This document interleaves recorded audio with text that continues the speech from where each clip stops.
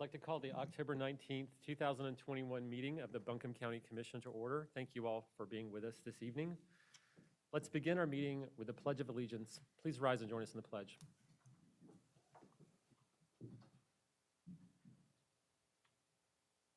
I pledge allegiance to the flag of the United States of America and to the republic for which it stands, one nation, under God, indivisible, with liberty and justice for all.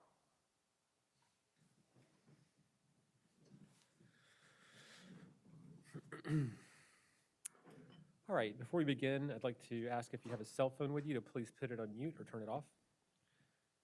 I also wanted to announce that we have parking validation and bus passes available for any members of the public who are using our parking facilities or transit to attend this meeting. You can get your parking or transit validated by one of the sheriff's officers who is here on your way out. Let me read the ethics reminder to the board. In accordance with the Code of Ethics adopted by the board, all county commissioners have a duty to obey all applicable laws regarding official actions, to uphold the integrity and independence of the office, to avoid impropriety in the exercise of official duties, to faithfully perform the duties of the office, and to conduct the affairs of the governing board in an open and public manner. Is there any item on the agenda, the outcome of which would have a direct, substantial, and readily identifiable readily identifiable financial impact for any board member? Does any board member have a financial interest in any public contract coming before the board today? All right, seeing none, all board members have a duty and obligation to vote on any matters voted on by the Board of Commissioners at this meeting. Okay, we come to the consent agenda. Commissioners, are there any questions about any items on the consent agenda?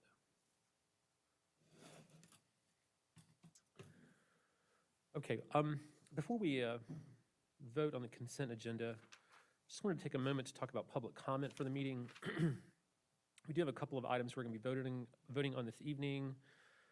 So we're going to take public comment as soon as we approve the consent agenda, and any folks can comment on any items on the agenda that evening. But I think there are a couple of folks here who want to talk about the sports park update and the Energy and Environmental Stewardship Subcommittee resolutions. So, including a member of the subcommittee from that will make some comments. So, what I wanted to suggest is that for folks who are here who want to make public comment, if you want to address those items or any other items on the agenda, you're welcome to do that during the general public comment. If you'd like to wait, if you're interested in those items and want to wait till we get to them, we'll also open up an opportunity for public comment then, but you can't speak at both of them. You need to choose one or the other. All right. Are there any members of the public have any questions about any items on the consent agenda? Is there a motion to approve the consent agenda and to follow the agenda as published? Second. All in favor, please say aye. Aye. Any opposed? All right. We now come to public comment. Let me read our policies on that. The time limit for individual comment to the board is 3 minutes. Just share your name and where you live when you come up. You'll get an orange light when you have about 30 seconds left and a red light when your time's up. When your time is up, please do discontinue your comments at that time. We want to give everyone the same amount of time to speak to the board. Board members are not expected to comment during the public comment period. This is the chance for the public to speak to the board. All right, so I'm just going to go down the list, and again, if you would like to wait to speak later, that's okay on the topics I mentioned earlier, the energy and the recreation fields. Don Yelton is the first person who signed up.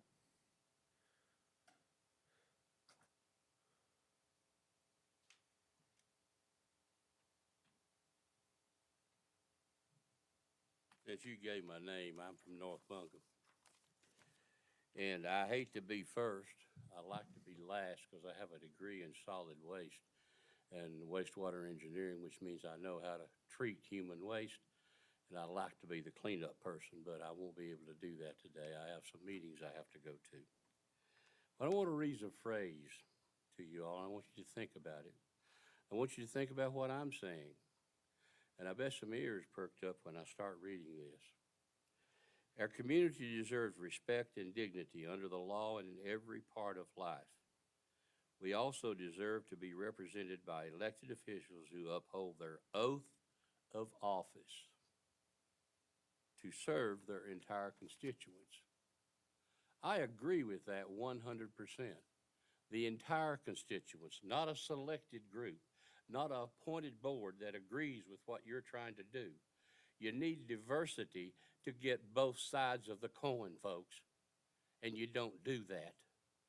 You don't point people to committees that disagree with you. You handpick them so they'll rubber stamp what you want to do, and you give them the responsibility for your responsibility so you don't have to make tough decisions. And I'm talking to all of you folks. Hey, the lights went out, that's good. Because I'm gonna tell you what, the lights are fixing to go out in Buncombe. I heard this morning on Fox, 350 police officers left Seattle. I know for a fact, I talked last week, Asheville has lost over 100 police officers, even their detectives. And we're looking at spending money on libraries and creating ways to go out and educate people. And we're looking at forming an equity committee so we can give people more and more and more. And every time you do that, and every time you do something to build affordable housing, guess what? You have to increase your taxes, which what does that do? That makes it less affordable to live here. Everybody likes these apartments, all that money and all those votes. But guess what? You're gonna run out of money, and how you gonna be able to treat anybody equal? I agree with that comment. We gotta treat everybody equal. That's a big term, folks, equal. And we can't tell people what to believe and expect them not to tell us what they believe. And that is a hypocritical approach. And it will get you nowhere. And every time you do that, you are hurting the people that you're trying to help. Because the average person doesn't come up here, don't even look at the county commissioners meeting, and they're not paying attention. And so you keep on going like you're going. Keep on digging that hole. You'll have no money for reparations at all.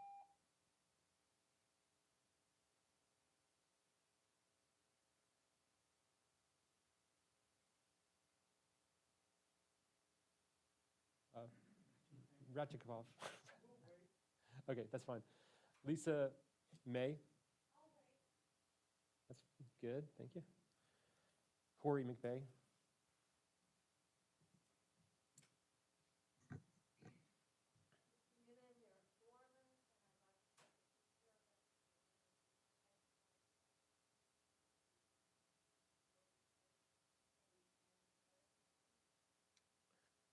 Sure.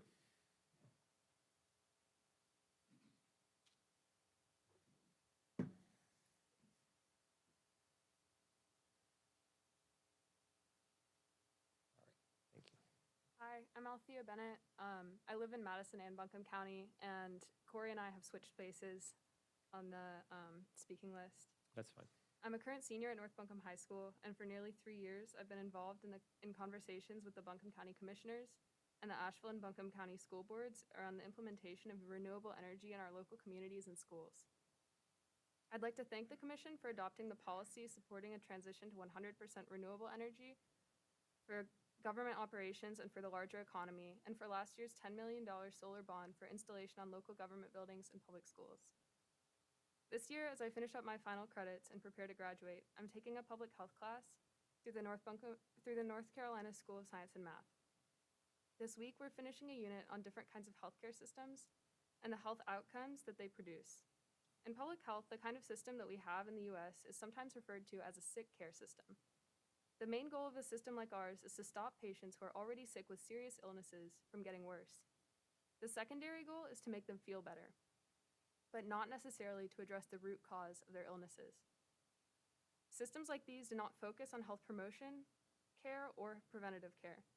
They fail to prevent patients from becoming sick because they profit from sick care and significantly raise the portion of a country's GDP being spent on healthcare. As local public schools and AB Tech incur millions of dollars of costs for electric utilities, and Duke Energy continues to predict increases in electricity rates, I think of our country's sick care system, and I think of Albert Einstein, who said, "The definition of insanity is doing the same thing over and over again and expecting a different result." If scrambling to find ways to afford non-renewable energy in our schools, reallocating funds, and ignoring the real impacts that climate change is having on our lives is our planet's sick care system, educating each other about climate change, taking action, and using renewable energy as our planet's preventative care and its health care. Continuous budgeting for unsustainable ways to power our community will not always work, and it's not a stable way to support ourselves long term. If we know that the sick care approach does not work and does not contribute to solving the root issue in the health of a human, why should we take that same approach when it comes to the earth upon which we stand and the community in which we spend, or the money in which that we spend in our communities? While the installation of solar panels can be an expensive and lengthy process, using solar energy to power our local public schools will save money in the long run and is both a literal and symbolic investment in the future of our community.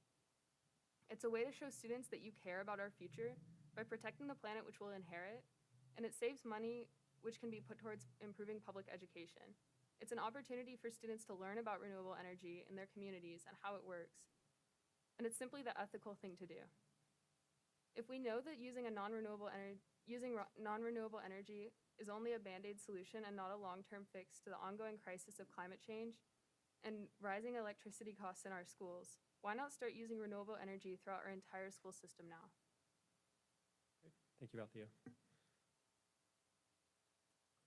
Corey? Hello, my name is Corey McVeigh, and I live in Asheville. I'm a student at UNC Asheville, where I'm the climate analyst for the Office of Sustainability for UNC Asheville, and I'm also a member of the women's cross-country and track and field teams. I graduated from A.C. Reynolds High School in 2018, so I am a proud graduate of the Buncombe County Schools system, all the way through. And I was one of the original signatories of the proposal that Judy has been working on with students for many years now, that has led to some more recent action on moving forward with renewable energy and specifically solar around the Buncombe County and Asheville.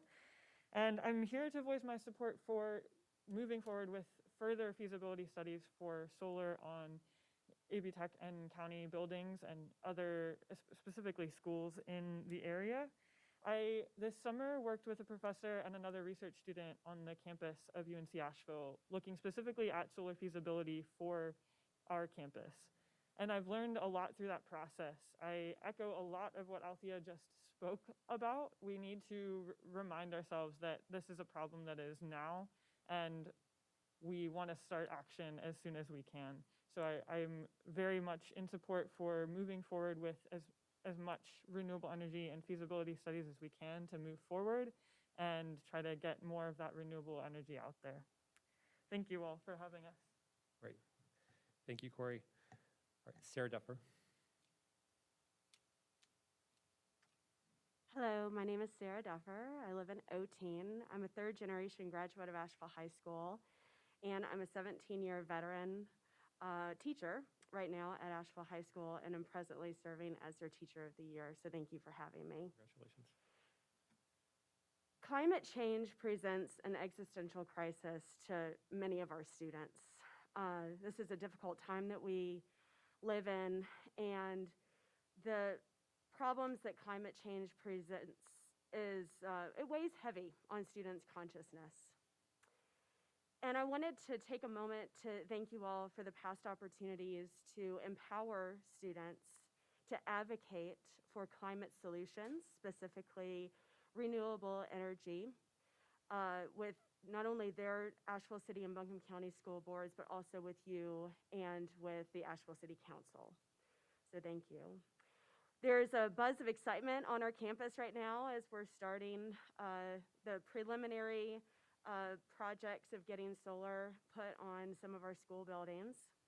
And I'm really excited to continue to empower students to advocate for their futures, for increased resiliency, for renewable energy, and for climate solutions. So I do support more large-scale utility solar projects on schools, and I look forward to partnering with you all. Thank you for your time. Thank you, Sarah. Judy Maddox. Hi there, I'm Judy Maddox, and I'm chair of our local Western North Carolina Sierra Club, also called Winoka, and it is my pleasure to stand before all of you. It's great to see you.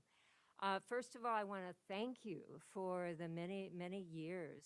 We've been coming since 2017. I'm sure you guys remember that as well as I do, with the first vote on 100% renewable energy. And I want to thank our wonderful students. Now, Corey evidently has been around for that time, but a lot of students, break my heart, have graduated and gone off, and Althea is about to go to Spain, so our young people are movers and shakers. One of our young people could not be here tonight, and I promised that I would read her letter, and she has a really cute story that I think you'll enjoy.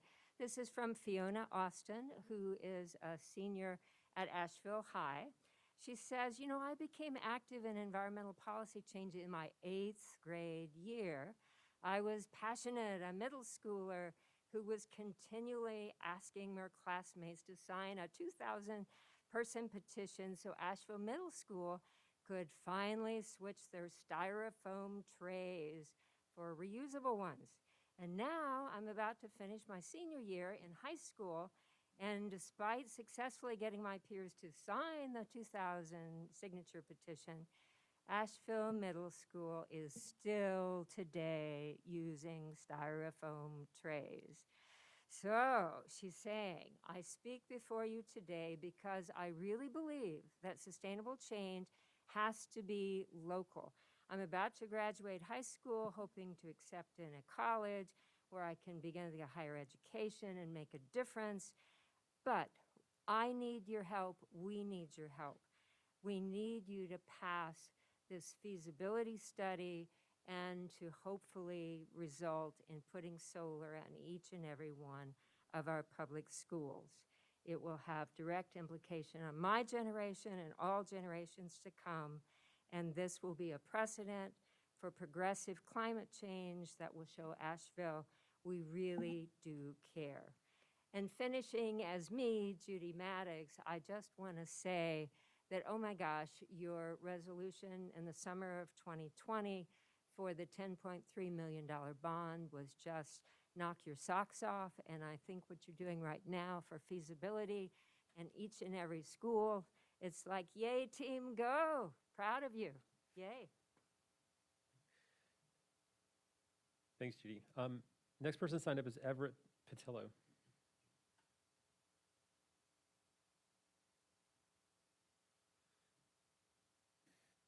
Good afternoon, folks. I was here last time. I enjoyed it so much, and you guys were so respectful. I wanted to come again. I'm a businessman in Asheville. I live in Black Mountain, furthest most edge, almost in Chimley Rock.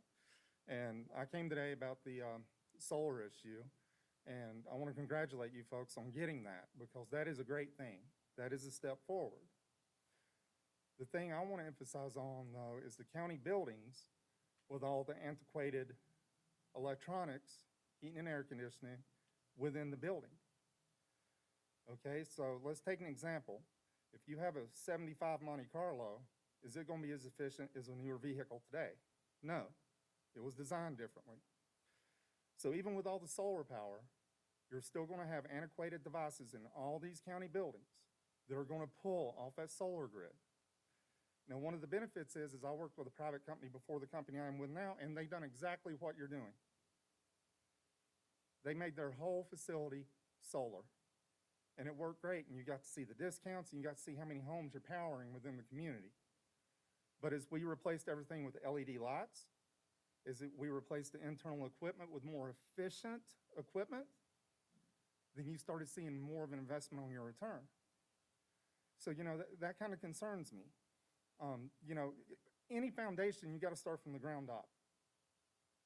So I realize there's probably grants involved.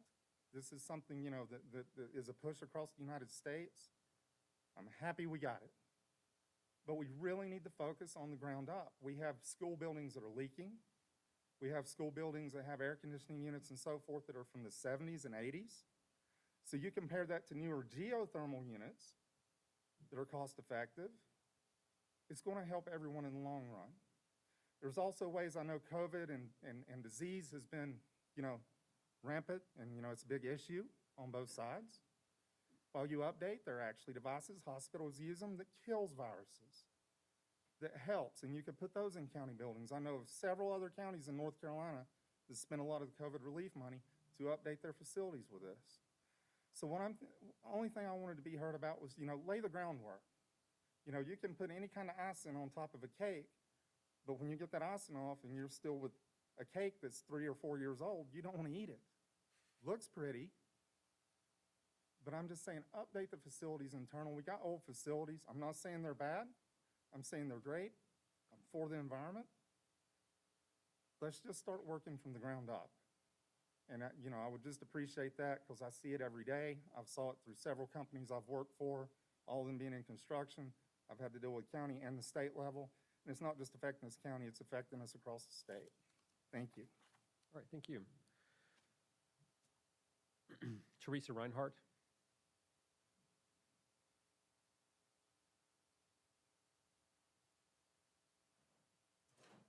Gloria Michael.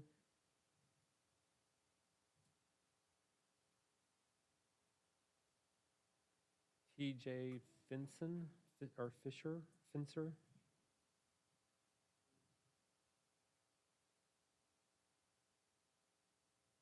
Andrew, I'm sorry, are you here?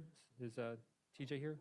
About speaking now versus when you guys are. Yeah, so yeah, if I call out your name and you would prefer to wait till we get, if you're on the recreation field issue, you can wait to speak then if you want to. We'll take public comment then, so that's fine. All right, thank you. Yep. Yes, sir. Okay, hey, Teresa, come on in. Great.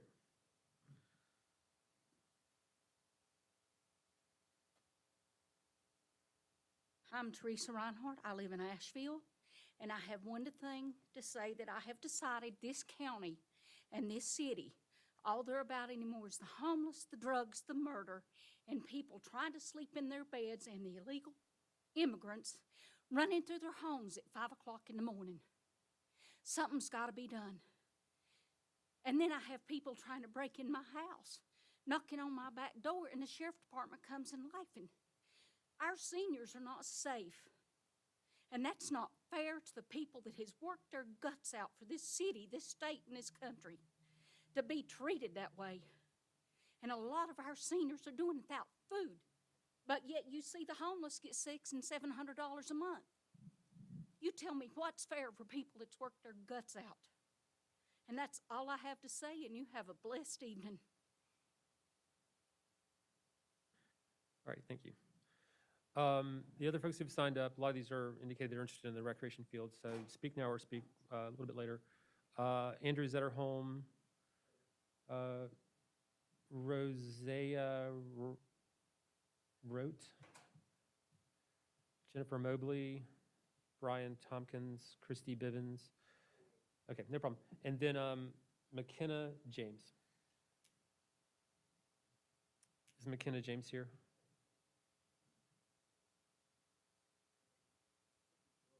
Oh, hey, great, Glory, come on in. Hey, how are y'all? I hope y'all are doing good tonight. Thank you. My name is Gloria Michael, and I live in Black Mountain. And I'm just wanting to just say that all this equality stuff going on, I feel rejected, and some people are getting equality, and some people are not. Like they're accepting like me, and we have to wear these masks. And last time I was here, I took a headache and I couldn't wear it, and now she made me put it on again. Just come in here and talk, and so I hope we need to. I don't agree with everything that's going on in Buncombe County. Well, I hope y'all. And I'm nervous. I hate doing this. Okay, take your time. Well, y'all have a good day and have Right. a blessed evening. All right, That's all I want to say. thank you. All right, and was McKenna James here? All right, that's everyone who signed up. All right, thank you all. Thank you, everyone who took time to come speak to the board this evening. The next item on the agenda under good news is Buncombe County honored with ICMA Certificate of Distinction in Performance Management, and Rafael Baptista from Strategy and Innovation will explain this item. Good evening, Commissioners. I'm excited to share with you that International City County Management Association, which is the premier association of local government management in the entire world, has honored Buncombe County with an ICMA Certificate of Distinction in Performance Management. What this means is we're one of the top 50 local governments in the entire world, according to ICMA, for performance management. This certificate is a recognition of this county's and this board's commitment to transparency, strategic planning, performance management, and data-informed decision-making and budgeting. Last year, only 2 North Carolina local governments received this honor, so this is definitely a very big honor for us and something we're really excited about. So thank you so much for your support and all the efforts to get us to this place. Thank you. All right, thank you, Rafael. Great news.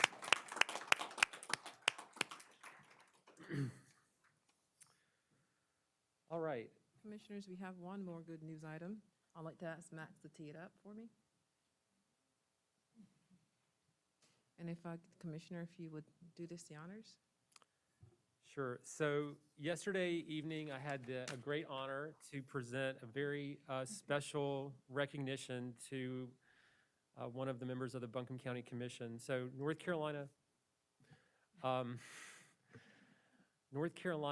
has a recognition called the Order of the Longleaf Pine, which is the highest honor that is given to residents of North Carolina for their service to the public and to the community. And so yesterday evening, 2 members of our community were recognized with the Order of the Longleaf Pine by Governor Roy Cooper, Gene Bell, and County Commissioner Al Whitesides. And I had the great honor of introducing Al at a special event where this was announced.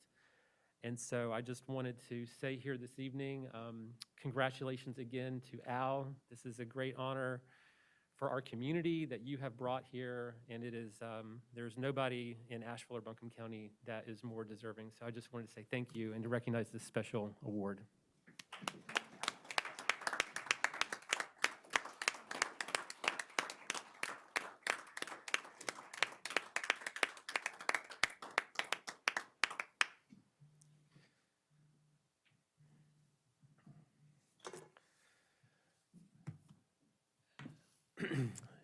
For a lifetime of I'm service. speechless. I'm leaving. That is rare. All right, it was a great event, and congratulations as well to Gene Bell, another fantastic servant in our community. And both Al and Gene, of course, continue to give so much to Buncombe County. So congratulations and thank you. All right, next up. Under presentations, the next item is an update on the Buncombe County Sports Park, and Peyton O'Connor, our Recreation Services Director, is here to present this information. We're not voting on any item on this evening, but as I mentioned earlier, we will, if there are other folks who would wish to comment on this item, we're happy to take further public comment on it this evening. Thank you for being here, Peyton. Great job on the presentations earlier. Yeah, Had a lot. We're all going to be very tired of hearing me talk. So thank you for having me again. I wanted to start by just going over how we utilize use agreements within Buncombe County Recreation Services, and then transitioning into a conversation.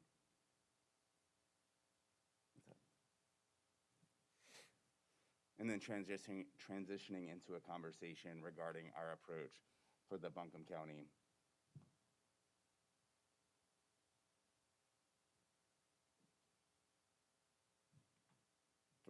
for management of the Buncombe County Sports Park. So, generally speaking, a use agreement authorizes a vendor, which is typically a youth league, the ability to program a county-owned space in exchange for maintenance and upkeep. This allows the operator to operate their own athletic league, host tournaments, recruit tournaments, and rent space to other organizations. Under these agreements, the county has typically authorized a certain number of use days to host its own events. The use agreements generally apply to athletic fields or other specific spaces within a larger county park. For example, we have the soccer fields at the Buncombe County Sports Park or the baseball fields at Charles D. Owen Ponds. The vendor operates those specific spaces while the county continues to operate and maintain the larger county park, or basically the shell around those facilities. The use agreement benefits to the county are that it offsets the county's cost for operation of athletic facilities. It creates opportunities for recreation leagues to be seeded and grown, particularly in light of our kind of lean recreation services workforce. It offsets the county's cost of staffing via external programming, and it creates opportunities for expanded funding availability through engaging public-private partnerships for county properties, thus further offsetting major capital improvement costs. It reduces liability on the county by transitioning sports programming to another entity, and it also creates opportunities for economic development within the county. So there's a lot to use agreements. A lot of it lies beneath the surface. Generally speaking, when we talk use agreements, we're talking field maintenance and scheduling. Below the surface, you have a lot of additional components, including provision of admin staff, website and social media, accounting and banking, placement and ranking of players, coach and volunteer recruitment, retention and retraining, uniform purchases and distributions, parent and stakeholder management, trash cleanup, equipment maintenance, sponsorships, license and certifications, tournament scheduling, game scheduling, concession operations, official coordination, risk management, sport development coordination, and the list goes on. When we look at Buncombe County Sports Park, I've put together some additional figures on what it would cost if we were to get rid of a solution where we use a use agreement to manage the park and take over as a county facility completely. So I've labeled those deferred cost consideration. This first slide, which I'll account for again, shows the cumulative cost of equipment for maintenance of both a synthetic turf field and a natural grass field. That's important because as we finish the turfing project at the Buncombe County Sports Park, we are going to have both of those types of fields in the same facilities. That will require us to have both of these equipment sets. So I just wanted to spend some time on that as I explain the further cost. When we look at trying to reach an equivalent level of service for how Buncombe County Sports Park is operated and the level of recreation programming that is run through that facility, we estimate that it would require at least 7 additional full-time employment equivalents within our department. As a rough kind of unit of estimation, we estimated that each of those individuals would make $50,000 a year, and the total cost of $81,542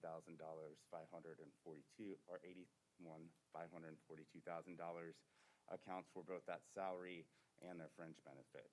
So going down line by line, we would have a $570,000 cost for employment, an annual cost of maintenance for those synthetic fields, which will have 3 synthetic fields at a cost of $77,000 each per year.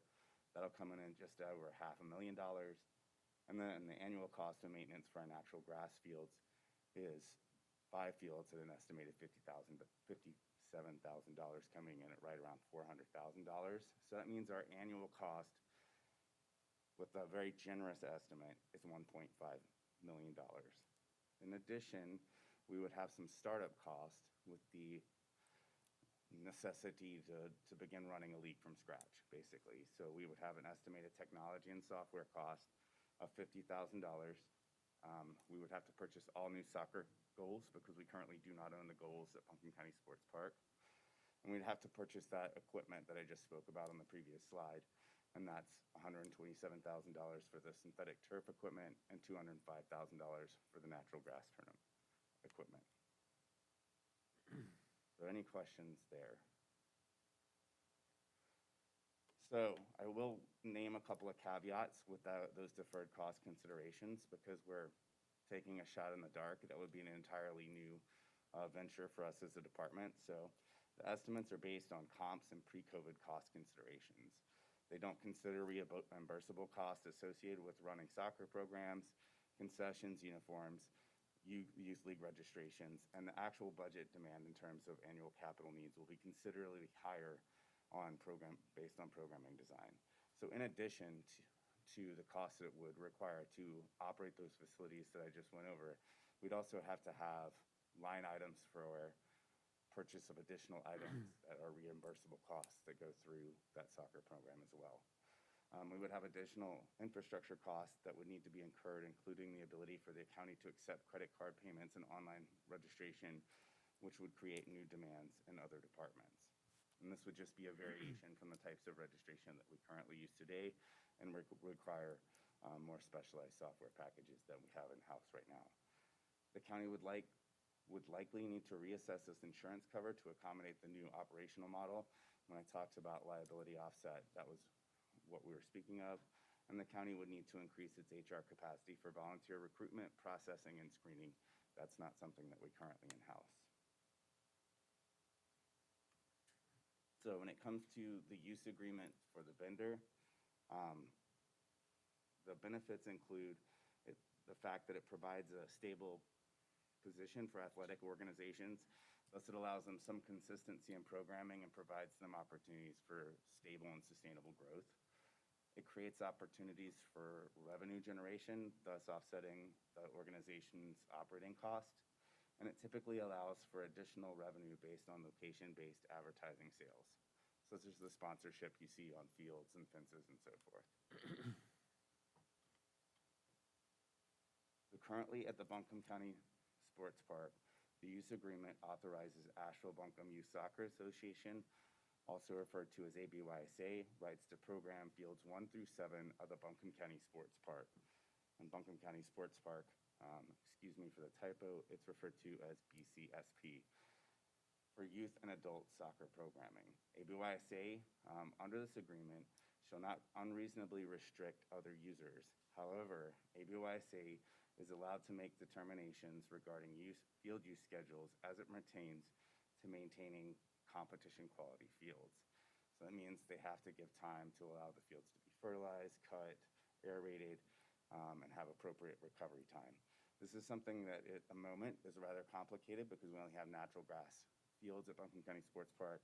When we're done with those turf fields, we'll be able to open up several fields that will have lights and will have more year-round use as opposed to the 5 months of use that we get out of our typical grass fields. Currently, the Buncombe County maintains the common areas of Buncombe County Sports Park. That includes the playground, the roads going in and out, the restrooms, etc. The county reserves up to 12 coordinated special events each year, and those are events that would interfere with ABYSA's field use. And ABYSA, under this agreement, handles all maintenance of the fields, including irrigation, fertilization, and planting schedules, and along with an enhanced mowing schedule. What ABYSA is doing in terms of the mowing schedule is something that's about 200% of what we offer as opposed to mowing schedules at our other facilities. And that's one of the reasons that the county started entering into the use agreements at a lot of our facilities in the first place, is because of increases in recreation funding over the years. It was an attempt to offset that cost by passing it on to the youth leagues and allowing them to maintain a higher standard if they so desired. So I just briefly wanted to show you this map of the Buncombe County Sports Park.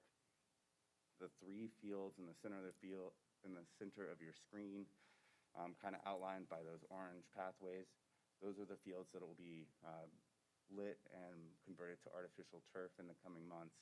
And then fields 5, 4, 3, 7, and 6 are our natural grass fields.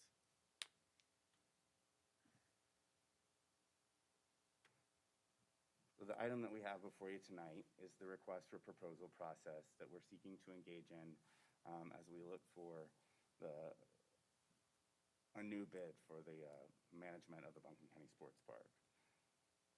We're bringing this to you to get your input on that process and to explain the tentative process that we've developed. We believe that this process will create an open process to solicit proposals for the operation of the Buncombe County Sports Park's athletic fields. The request for proposal will seek an arrangement that runs parallel to the current agreement, meaning we're looking for something that, generally speaking, is the same as what we have already have. We don't want to see any detrimental impacts to level of service, both at our facility and to recreational athletics within Buncombe County. We're going to be evaluating the bids through Buncombe County's adopted procurement procedures, and the highest scoring bidder will negotiate potential agreement terms that will then come back to you as the Buncombe County Board of Commissioners for final approval. As part of this process, we're going to seek to minimize disruption to residents in terms of programming and opportunity availability. We're going to ensure that the fields are operated by a nonprofit entity for a larger community purpose. What we don't want to happen is for a for-profit entity to bid on these fields and then bid it out based on highest volume users, highest lease or field rental they can get. So we want to have that community process, community availability, and the ability to foster community recreation leagues. We will require competition quality level of service from the vendor via knowledge of artificial turf, grass fields, and athletic field scheduling and operations. We'll have a requirement that the vendor participate in our recruitment of hotel nights in alignment with our funding for the Inca Recreation Destination. We're asking that the vendor provide affordable and equitable access to athletics to all residents across age, ability, skill level, and economic status. And will require timely reporting of field use, tournament requirements, recreation league players, and other data as available and necessary. And just in case you have any questions, this is the larger Inca Recreation Destination project that you've been presented before. So our tentative RFP process and schedule is we're looking to have completed a process for information gathering and listening sessions by November 10th, 2021. Our first listening session will be a virtual session that'll be held October 27th at 7 p.m. Our second session will be November 2nd at 12:15 p.m. And we'll also provide opportunities for individuals to provide written comment online as well. After we've collected that feedback and had an opportunity to incorporate it into the RFP, we're hoping to let an RFP by November the 15th of 2021. And the due date for that RFP will be January 3rd, 2022. Between January 4th and January 18th, 2022, we'll be undergoing contract negotiations with the vendor to bring back to you. And then on February 1st, 2022, we'll be looking for a contract award via further board action. And then we're allowing 90 days between that contract award and the take action date so that the organizations can hand off if necessary if a different bidder is selected. I believe that's my last slide. And with that, I can answer any questions you may have. All right, thanks, Peyton. I know there's a number of folks who would like to speak on this item who are with us this evening. Are there any initial questions, commissioners, or we could go ahead and hear from the public and then see if there's any questions or feedback? All right, great. So a number of folks signed up. Let me just go back if that's okay. And if you didn't sign up and you want to speak, we'll let everyone speak who wants to address this. But I think TJ Fincer, if I have your name right, coming up. You signed up first on the list on this item. Come on up, yeah. And just like with our earlier public comment, you've got 3 minutes. You'll get an orange light when you got 30 seconds and a red light when your time is up. Okay. Yeah. So I'm TJ Finger. I'm a small business owner in Asheville, employ about like 78 people. And I've been in this community for, 20 years. I want to talk about, we've got an organization, Shield Soccer, and we have around 134, 150 families. They all pay taxes in the area. And I had this, what I was going to say was going into an organization, but the if you grant use to one program, ABYSA, to manage the fields, and they do not have scheduling available for other groups, say lacrosse, flag football, a different soccer organization, to actually use those fields, and they don't have an open lines of communication for us to be able to use the fields, then that agreement means absolutely nothing, because they are a dictatorship at that point. They basically decide, once the county says, okay, you're in control of this, and let's be honest with it, the grass over there does not look like the tourist field, okay? It's fertilized, it's seeded, it's mowed, okay? There's weeds everywhere, but it's mowed, so you can't see all that. The tourist field's green, it looks beautiful, there's a lot of money put into it. So some of the figures I felt like are just obscured, correct? But if it's a dictatorship, so they basically get to choose what kids get to play on those fields. They have a choice of what sport, kids should have a choice of what sports they want to play, whether it's flag football, whether their parents don't have the money to bring them to ABYSA, 3 times a week, 2 hours of practice, or they don't make the HFC team because they have 3 kids, or they have 1 working single mom. They can only do practice 1 time a week. We should have choice of different organizations and groups, that dictate for these families. And if ABYSA does all the scheduling, but yet their organization grows, why would they want to let other people use the fields? So we're going to build them a massive complex. We're going to put artificial turf in it. We're going to light it up for them. And then we're going to say, you have total control over this facility that all the taxpayers paid for, and other kids can't use it. And I mean, the whole Inca area, that's a beautiful thing that they built for us, for everybody. And kids need that. I mean, I played sports, and it kept me away from drugs, and it kept me off streets, and it kept me doing the right things. The minute I stopped doing that, I went down that battle of drug addiction, okay? And TJ, that went on for, TJ. give me one more second. No, That went on for TJ, 4 hey, more years. TJ, your time's up. Been clean for Your 20 time's, years. I'm not trying to And be disrespectful. it's open. TJ, sit down, All right, right? thank you. Your time's up. We're going to give everyone the same amount of time. And when your time's up, all right, hush, all right? You got your time. Everyone's going to get the same amount of time. That's how we do it here. Andrew Zetterholm.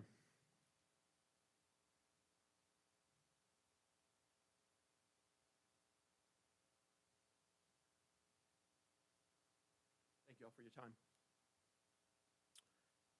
I as well wanted to speak a little bit about the sports park and the RFP. And I actually wanted to point out a few specific questions or comments about the actual presentation that Peyton just made. Is that something you all have in front of you? Yes? On the internet, yeah. Okay, yeah, that's fine. I wanted to point out a few things, and it's not going to make sense if it's not there in front of you. So on slide 3, there's a comment about offsetting the county's costs for operation of athletic facilities as one of the benefits to the county. And I just want to point out that this is something that the county can very easily gain from ABYSA. Part of your current use agreement with them is being able to solicit up to 10 years worth of financial data from them. So this is something that you can very easily figure out exactly what it's cost them over the last 10 years to maintain those fields. On that same slide, a comment about creates opportunities for recreation leagues to be seeded and grown. And yeah, I absolutely agree. That is actually what it does. And what you all are doing is choosing the winners and the losers here based on who you give this field use to. And what's happened for the last 10 years is the county gave that to ABYSA at the detriment of all of the other sports organizations who aren't able to use it. And that's really what's happened. Offsets the county's cost of staffing via external programming. I think an additional comment below about reducing liability on the county by transitioning sports programs to another entity. Like all throughout this, I think one of the big divisions or something that Peyton is pointing out is, well, okay, we can either give this use agreement to somebody or we can start our own sports program. And I don't think those are the two options there. I think there are a lot of other options in between, from having a maintenance organization who's just there to maintain fields, and then the fields get rented out at a fee to county residents, to some sort of shared agreement with different organizations, lacrosse, soccer, flag football, like you mentioned. I think there are some other options there. They don't have to be all this crazy stuff where you guys are funding uniforms and volunteers and ref fees and all this stuff. Like that's what SHIELD does. That's what ABYSA does. We don't need another organization to do that. We just need soccer fields where we can participate, right? On slide 4, again, all of this stuff, I think the same thing. I'm going to skip over that. I really feel like you guys, all right, I'll leave it right there. Thank you very much. I do have all of these notes. I have 3 more pages worth of comments on the remainder.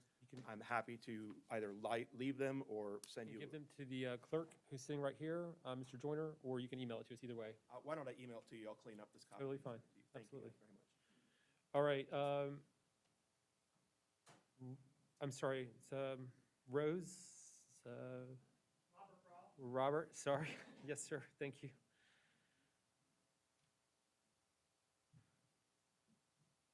Good evening. Thank you. Appreciate you all letting us speak. So yeah, I'm a proud Asheville Shield parent. I've got 3 young kids. I do live in Fletcher, Buncombe. I've been an athlete all my life.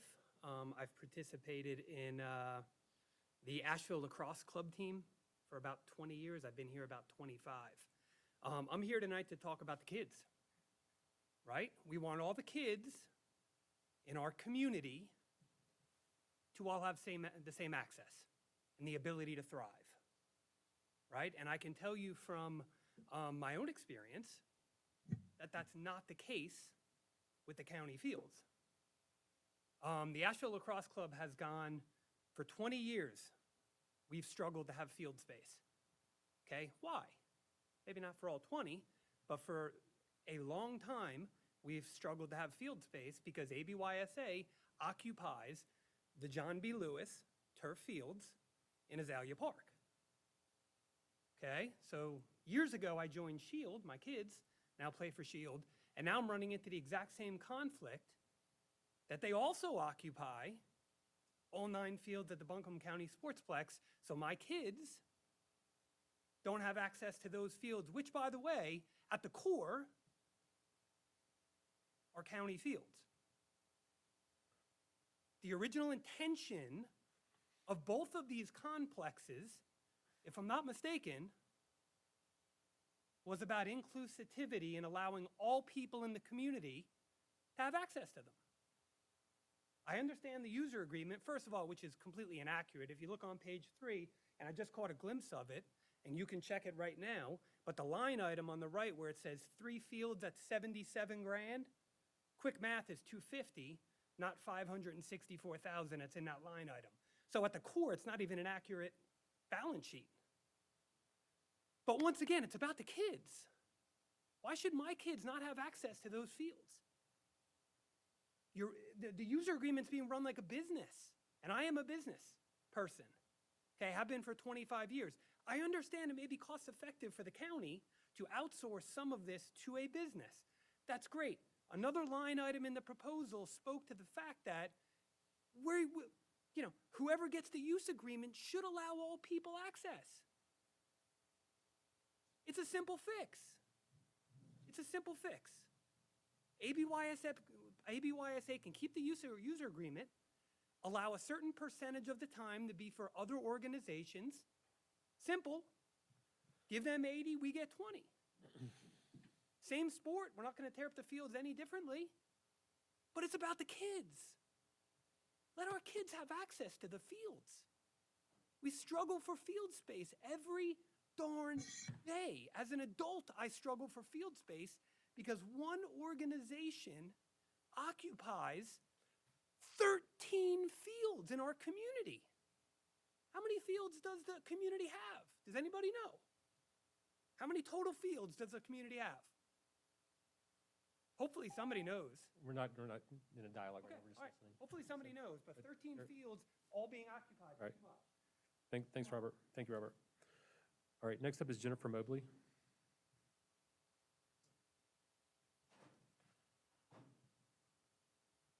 Hi, good afternoon. Good afternoon. So I'm basically following along in their footsteps as a parent at Shield. I live in Black Mountain, and I want to know how one organization is favored over the other. The John B. Lewis Soccer Complex is under the city of Asheville, and the Buncombe County Sports Park is under Buncombe County, and both are utilized by ABYSA, which is also HFC. We are sponsored, the Shield, and affiliated through the Asheville City Soccer Club. However, we are not afforded the same amenities.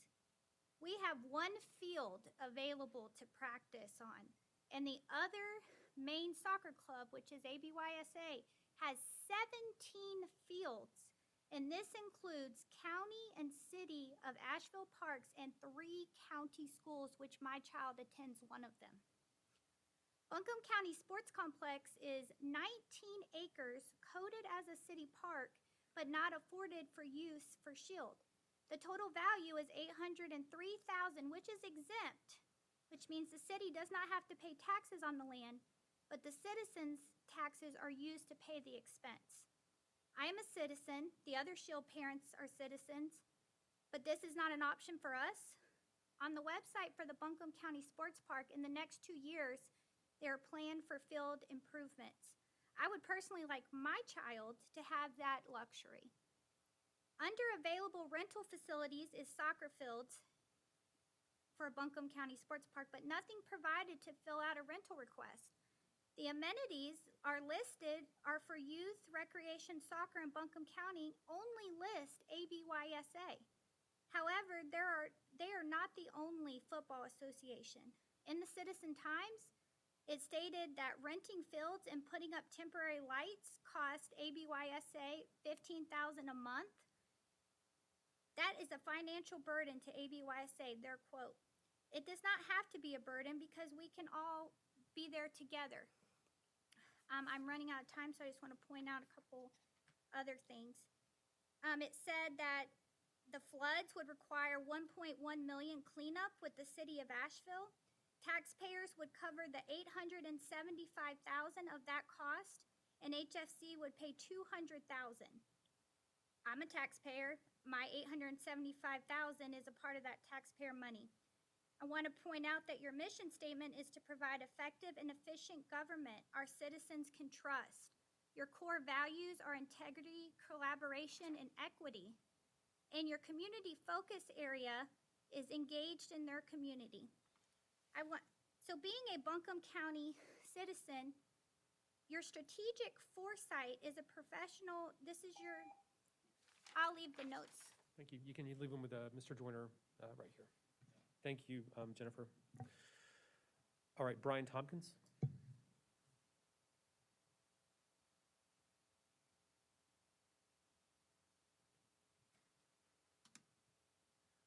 Good evening. My name is Brian Tompkins. My 2 sons, now 12 and 14, started in ABYSA when they were 6 years old, but have played with the Shield Club for the past 3 years. We have now experienced both clubs and are so thankful that we have choices for our kids' soccer development. Due to family dynamics, financial aspects, and scheduling issues, we found that as our kids aged, the ABYSA program just didn't meet our needs. If it wasn't for Shield, it would be nearly impossible for us to make the ABYSA program work. So having other options has been invaluable to my family, and I know other families that feel the same way. Unfortunately, as you've heard from others here tonight, there have been instances where Shield has not been able to obtain access to fields for training, which sidelines any children not enrolled in the ABYSA program. This brings me to my first point, that no matter the direction the commission takes on this tonight, or takes on this issue, a system of fairness and unbiased scheduling must be implemented to ensure that different options for athletic field usage and activities will be available to all families of Buncombe County. From my experience, I have watched as ABYSA has used the power of their contract with the county to do their best to squeeze out any potential competition to their business by not working in good faith to allow usage of the Buncombe County fields. Though I am here tonight to ask the commission to hold off on issuing an RFP until a better idea is developed, I know that's a tough sell.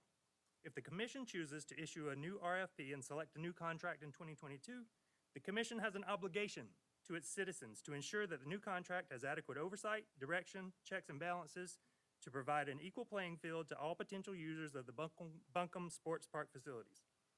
From ABYSA property signs that are posted on the fields to a direct web link to ABYSA's internet site on the buncombecounty.org website, giving this much control to any contractor is unfair and is preferential treatment at taxpayers' expense that should cease.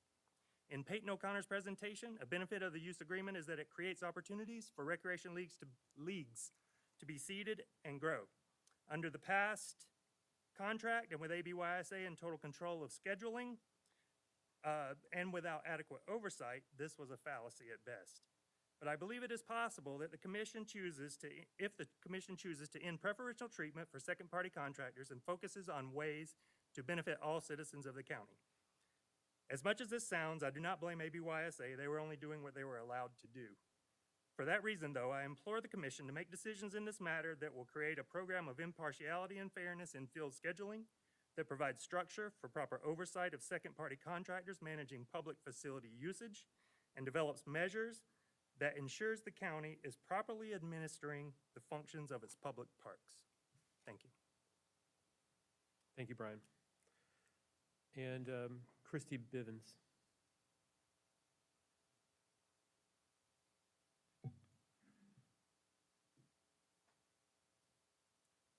Good evening again, Commissioners.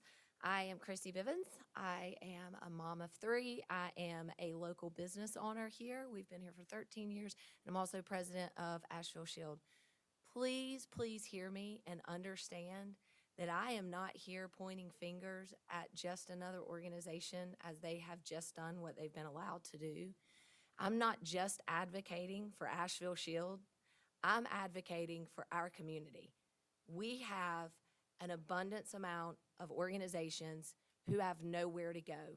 We, by no means, are we saying we need this entire soccer field 3 nights a week. You could host and rent to my club and to a homeschool group and into a lacrosse group all in the same day. And the stress that Peyton has made us aware of, that there's high demand and maybe you guys are a decade behind. Okay, while that may be a little bit true, the stress that you guys hear or the recreation department hears would actually decrease if there was a different scheduling method in place. There are different organizations that could come together and use this huge complex all in one day, and it's just not being allowed. So as I've stated to you guys before, a couple of weeks ago, my club specifically and my club's league that we're affiliated with have been denied use of this complex for 7 years. 7 years. So I ask you, how do you know how we were denied? How? Who's told you? Did you know? Did you know that Carolina Champions League has tried for 7 years to bring tournaments here? And I just about guarantee you that the amount of revenue that would bring to your fields if you would allow that rental, or ABYSA would allow that rental, would help cover the cost for you guys to employ a couple of new employees. And I don't understand. I know that I was told you guys already have North Buncombe Soccer Field, you have Carpin, you have Cane Creek. The county mows that. Why do we need new equipment to mow another complex? I don't know. I'm not the expert here. I'm not a ground maintenance person. But if we're already mowing some of our county fields, why can we not mow that same complex? Just something that crossed my mind. And look, we are not asking you guys to manage activities on the fields. We're recommending that you guys help oversee this. Let's create a committee that everybody that wants to use these fields, and then a county employee helps facilitate. Let's come up with a solution. Check out Mecklenburg County. Their facility is the largest in North Carolina. Our club uses them. They run tournaments and they run organization rentals. Thank you, guys. Thank you so much, Christy.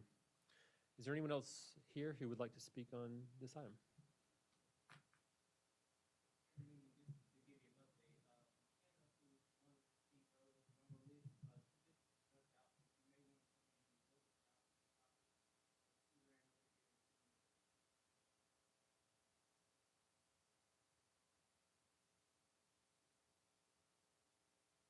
Okay. But to speak on this item, you wanted to speak, sir? Oh, I'm sorry. Sorry. Great, come on up. Sorry, I missed you. I see, yeah. Thanks. Good evening, Commissioners. My name is Michael Rachikab, and I'm the Executive Director of the Asheville Buncombe Youth Soccer Association, also known as ABYSA. ABYSA and Buncombe County have been partners in providing soccer programs to residents for more than 35 years. Over the course of our relationship, delivering programming and maintaining fields has been transferred incrementally from county responsibility to ABY responsibility.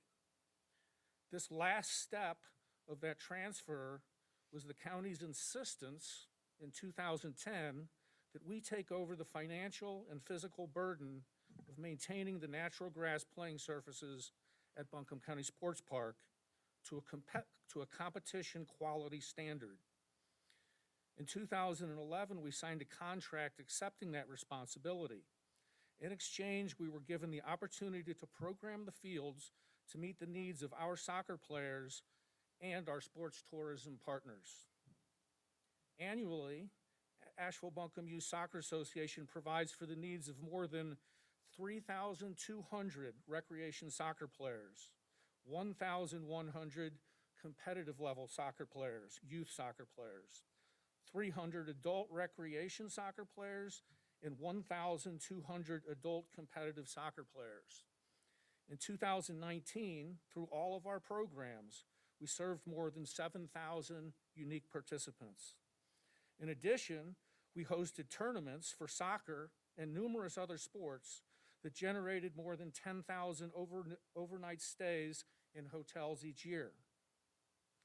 While Buncombe County Sports Park is not the only facility needed to serve so many residents, it is an important piece of the puzzle. We believe that over the course of the last 10 years of the contract, we have been excellent stewards of the facility and have used it admirably to meet the needs of a vibrant local soccer community and to the economic benefit of local businesses and other sports tourism partners. The soccer fields have never been used more or in better condition. At your last meeting, you heard from representatives of the Asheville Shield, and again, also tonight. Their characterization of the requests that have been made to use Buncombe County Sports Park, at least those that were made directly to ABYSA, are highly exaggerated. In April of 2018, we received a request to use Buncombe County Sports Park for Shield summer camps. We facilitated that request. In August 2018, we reviewed a request to use Buncombe County Sports Park for soccer practices. We told them that due to the flooding at JBL, there was no space available. Doug West, the person who made the request, replied to my explanation by saying, "I was afraid of that." The Carolina Champions League, a league which simply hasn't even been in existence for 7 years, did reach out to us to schedule games this past spring and this coming fall. We were. Thank you. Your time's up. Lisa May.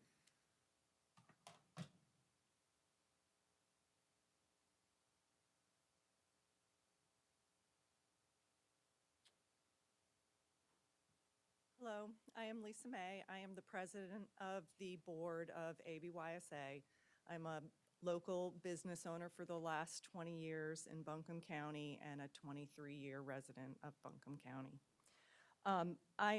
I'd like to address the Buncombe County field use decisions with you tonight. First, I'd like to thank Christy Bivens of the Shield, who spoke to you on October 5th and again tonight for bringing up the lack of formal request and scheduling. This is a problem that needs to be remedied in the next contract award. We should improve the system moving forward so that requests and scheduling can be reviewed in a transparent and equitable manner. When it comes to managing natural grass fields, overuse and plain and wet conditions impair the ability to maintain competition quality play surfaces. Over the last 5 years, ABYSA has approved requests and facilitated games and tournaments for more than a dozen organizations outside of ABYSA. We deny requests when they would displace local ABYSA and ABASA, the Adult League, soccer programming. We cancel programming, including our own, when play will jeopardize future field quality. These tough decisions are required to fulfill our contractual obligations to the county and to fulfill our promise to local soccer players and sports tourism partners. Moving forward, we believe the RFP process will be open, fair, and transparent.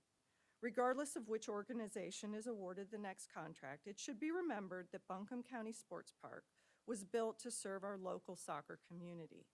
This large group of residents want to live in a community that promotes an active and healthy lifestyle, have supported the park for years. They are counting on Buncombe County Sports Park being there for them as a critical piece of the soccer facilities puzzle. If ABYSA is awarded the next contract, we will continue to be a steward of the park by serving our membership and economic development interests, as well as providing access as is feasible to other community organizations. Thank you. Thank you, Lisa. Are there any other members of the public who wish to speak on this item? All right, thank you. Appreciate everyone who took time to come out and share your perspective on this with us this evening. Commissioners, again, there's no vote this evening. This is just sort of an informational and discussion item. Are there any questions or comments, Ms. Pender?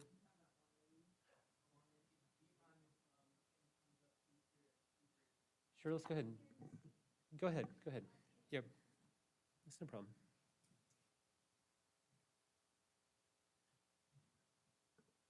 I cannot safely wear a face mask. I spent the first year of the never-ending pandemic trying to wear one, and I got horrible side effects, such as migraines, seizures, nausea, and I even fainted once while practicing on the organ. I got the coronavirus vaccine with hope that I wouldn't have to wear a mask anymore. I knew how risky it was to get an experimental shot, and it was a risk I was willing to take. Yet, in late August, now I'm suddenly expected to wear a mask again. It really sucks, because I had to cancel an organ recital I was planning to do in Asheville. I now have to commute all the way to Hendersonville if I want to be able to participate in anything, because Buncombe County will not accept me as a mask exempt and instead treats me as a domestic terrorist. This way that you rule over us is called fascism.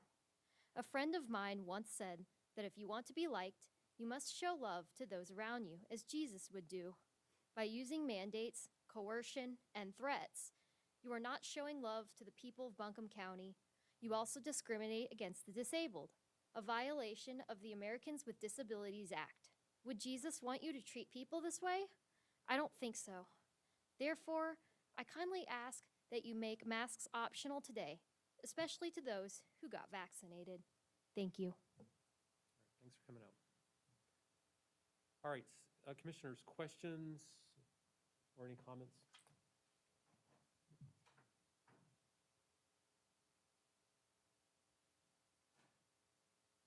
Just to clarify, the next time, I'm just reviewing the timeline that Peyton shared with us, the next time we will discuss this would be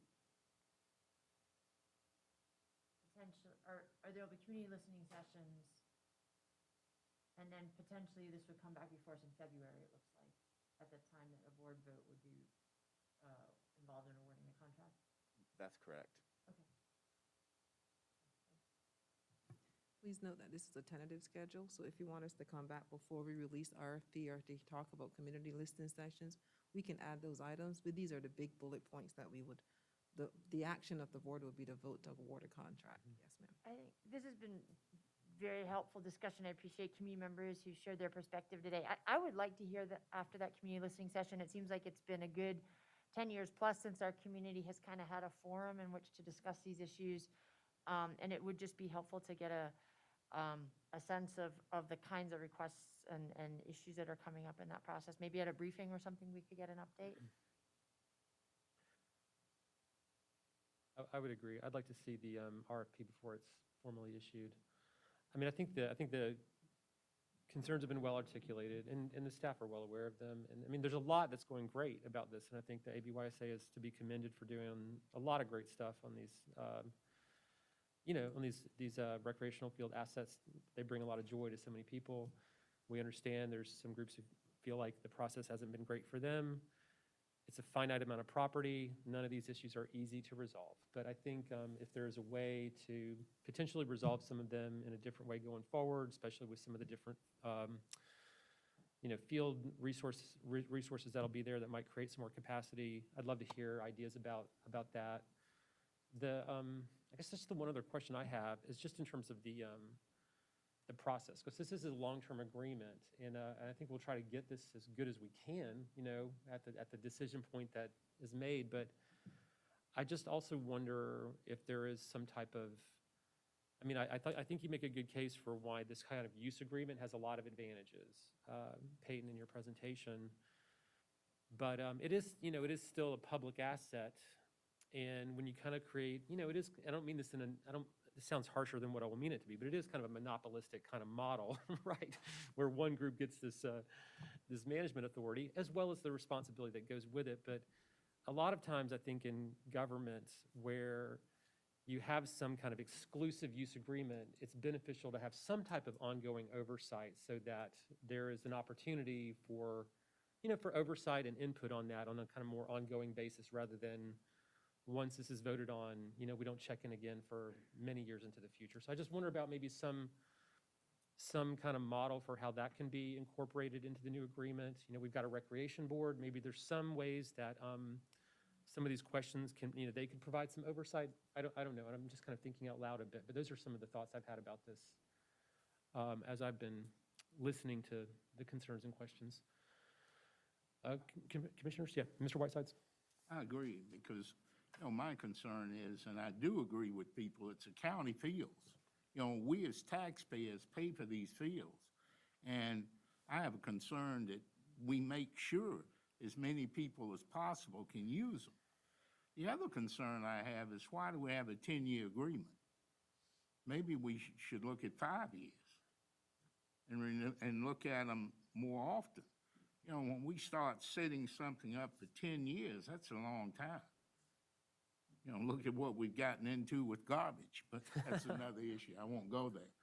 But I really think we need to look at this, and I would like to see the RFP and a lot before this goes out, because I'm concerned when we start limiting, when we have public property or public fields, and we're limiting who can use them, and we're all the taxpayers. That's an issue. I just want to make sure that this process is open and fair. And, I'm not knocking the way it is now, because they have the agreement, the county agreed to the agreement, and we signed it. But this is time for us to rethink this agreement and to look at it. And seriously, I'm concerned about that 10 years. That's a long time. Yeah, we don't need, 5 years would be more than enough, I would think. And two, when the county starts completely walking away from this, and I know we're looking at it on a financial side of it, but when I look at the finances, I'd like to look at that closer. I question it. Because, when you start talking about cutting grass, a lot of what we've got in there, I'd like to see it closer and justify. And I agree with what someone said. I'd like to see the figures over the last 10 years, just to know exactly what this is costing us, because that would help us do some things different. And, I don't like to see us make the same mistakes over and over again, and not saying we're doing it, but let's look at this and do it right, because we've got the opportunity now to do that and look at it, and I think we should. All right, any other questions or just comments from the board at this time? Mr. Presley? Yeah, yeah, just looking at the dates here, the 27th of October and the 2nd of November, the community listening session. I would like for us to somehow put it back on the agenda around the 16th of November for us to get caught up on what we're hearing before the January. I don't want to go November and December and let this get on the back burner and then get surprised again. All right. Okay. Just one more quick question. When you come back for that, can we get just sort of a inventory of other recreational facilities where field space is available? Yeah. And sort of just a understanding of if and how those fields are available for rental space or leasing, anything like that? That would help in terms of just understanding the kind of bigger picture. Absolutely. Thank you, Peyton. And Mecklenburg would be a good one, Peyton, to look at. Yeah. Yeah, or other counties. Is the Recreation Board going to review this? This was presented to them at their meeting last night. Okay. And this is going to be their first process engaging in a community Great. input gathering process. So they are going to be the ones that are leading those community listening sessions. Very good. Thank you. Good. All right, Peyton, appreciate the presentation and fielding the questions. So thanks so much. And thanks again for everyone who came out from all the different groups. Thanks for your interest in this, and thanks for coming out and sharing your perspective. Okay, the next item on our agenda is a financial quarterly report, and Don Warren, our finance director, is going to present this item.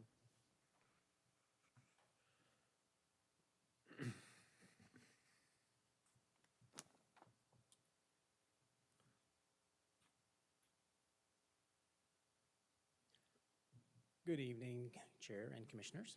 I'm here to give you the fourth quarter financial report for fiscal year 2021. We're in the process of finishing up the audit, but we have well, I shouldn't say this, but we have what we think are all the journal entries and everything completed. You never know what we'll find. Don't give me that look, Avril. Anyway, so I'm going to run through the general fund, budget to actual, expenses, revenues, the solid waste fund, budget actual as well. So, general fund, we had a total amended budget with appropriated fund balance of $349.7 million. The total amended budget without the appropriated fund balance is $334.6 million. Total year-to-date actual was $351 million. So, excluding the appropriated fund balance, we are at 104.9% for our revenues. You can see the graphical representations. The gray line is the actual, the blue line is the annual budget, and the gold line is the prior year to date. For most categories, we were exceeding the revenue budgets. To give you a breakdown of this, so permits and fees, we were exceeding it by $1.4 million. This is a result of building permits and inspections and recording fees that actually just came in higher than we anticipated. Local option sales tax was $6.9 million higher than what we anticipated. Consumer spending just came back a lot stronger than we had thought it would. Sales and services, $3.3 million. This is the net difference between ambulance fees, rentals income, Medicare cost settlement, and then the decrease in the federal prisoners. Other taxes and licenses was $1 million. The deed excise taxes was higher than anticipated. And then ad val taxes. This was additional collections, and the way it was budgeted was at 99%, but the actual collections were 99.65%, which makes a significant difference. Restricted intergovernmental, interfund transfers, and investment earnings were all down compared to budget. A lot of that had to do with COVID-related items, especially the investment earnings, where we saw interest rates just plummet. Moving on to the expenditure side, this is your expenditure. Sorry, real fast. Which category would rental car taxes fall under? Other taxes and licenses. Okay, thank you. Yep. All right. Moving on to the expenditures. Expenditure by function. So this is how we budget. So we have general government, public safety, economic and physical development, human services, education, culture and recreation, and then other finances and sources, and then debt. Total budget was $349.7 million. Total actual expenditures was $332 million. So we came in at 94.9% of budget. If you look at our historical average, we're usually around 95, 96% of budget. You can see general government coming in quite a bit less, public safety coming in quite a bit less. Looking at the category looking at the expenditures by category, so salaries, operating expenditures, program support, debt service, transfers, that sort of thing. You can see that we are coming in under budget in every category. Big driving factors for salary and wages is vacant positions in detention center, emergency services, the library, IT, and public health. That is the same case for benefits. It's vacant positions are driving that. Operating, we had $5.7 million under budget, and this is travel, training, maintenance and repairs, as well as contract and professional services. And if you want any specific information on those categories, I'm happy to provide that for you. Program support came in $3.7 million, and this is a lot of it is unspent funds across economic development, DSS, and the pre-K. We do have some carryover going into fiscal year '22. The operating carryover was $342,000, and then we have some program support carryover of $1 million. The economic development was $761,000 of that. To give you an idea of where fund balance is going to end up, this is calculated based on the policy that was adopted August 4th, 2020, and the breakdown for the GASB 54 requirements, which is the 5 categories that we are required to put all our fund balance into. The only ones that we're concerned about with regard to the policy is the committed fund balance, the assigned fund balance, and the unassigned fund balance. Those are what comprise the available fund balance. So those total $90 million, $90.5 million. Excuse me. Fiscal year 2021 year-end unassigned fund balance is $75 million, is 22.6% of total general fund expenditures and transfers. Per our policy, the maximum fund balance policy is 20%. So we have that range where we want it to be 15 to 20%. So anything over 20% is going to be transferred over to the capital programs fund once the audit is complete. That equates to about $8.6 million. When we back that out and we look at the available fund balance, it comes up to $81.899 million. That's 24.7% of expenditures. The minimum fund balance requirement is 15%, so that's $49.8 million. The amount available after the policy requirements is $32 million. And then we have our appropriated fund balance for fiscal year '22, which was $9.3 million. So that still leaves a remaining available fund balance of $22.7 million. So we have a very healthy fund balance. We still look very good at the end of fiscal year '21. Looking at fiscal year '21 for revenue for solid waste, you can see that once again, solid waste did a tremendous job, just gangbusters there.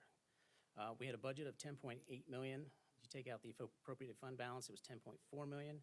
Year-to-date actual was $11.985 million. That's 114.7% of budget excluding the appropriated fund balance. It's really just the net difference of disposal fees at the transfer station and landfill. Transfer station was, I have this number because I want to share this with you. Transfer station was 100 and,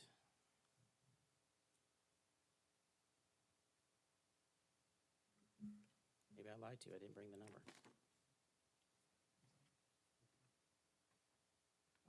Sorry. Transfer station was 153.9% of what we anticipated as far as revenues, actuals compared to budget. Miscellaneous revenues also exceeded, and that's our renewable energy credits, and then other tax and licenses, which is our scrap tire, white goods, and solid waste disposal. On the expenditure side, expenditures came in at 94.2% of budget. Total actuals was $10.2 million. And you can see that every category is coming in under budget. It's really the operating and the capital outlays, so maintenance and repairs, contract professional services, vehicle expenses all came in under. And then the capital outlay is just the expenditures for the brake trailer and some garage improvements came in under budget. We do have a carry forward for some maintenance and repairs of $247, which is part of the operating funds. Any questions on that information? Don, thank you for this. Could we go back to the slide on the general fund available fund balance? Sure. I just want to make sure that, just tracking the last sort of set of cells.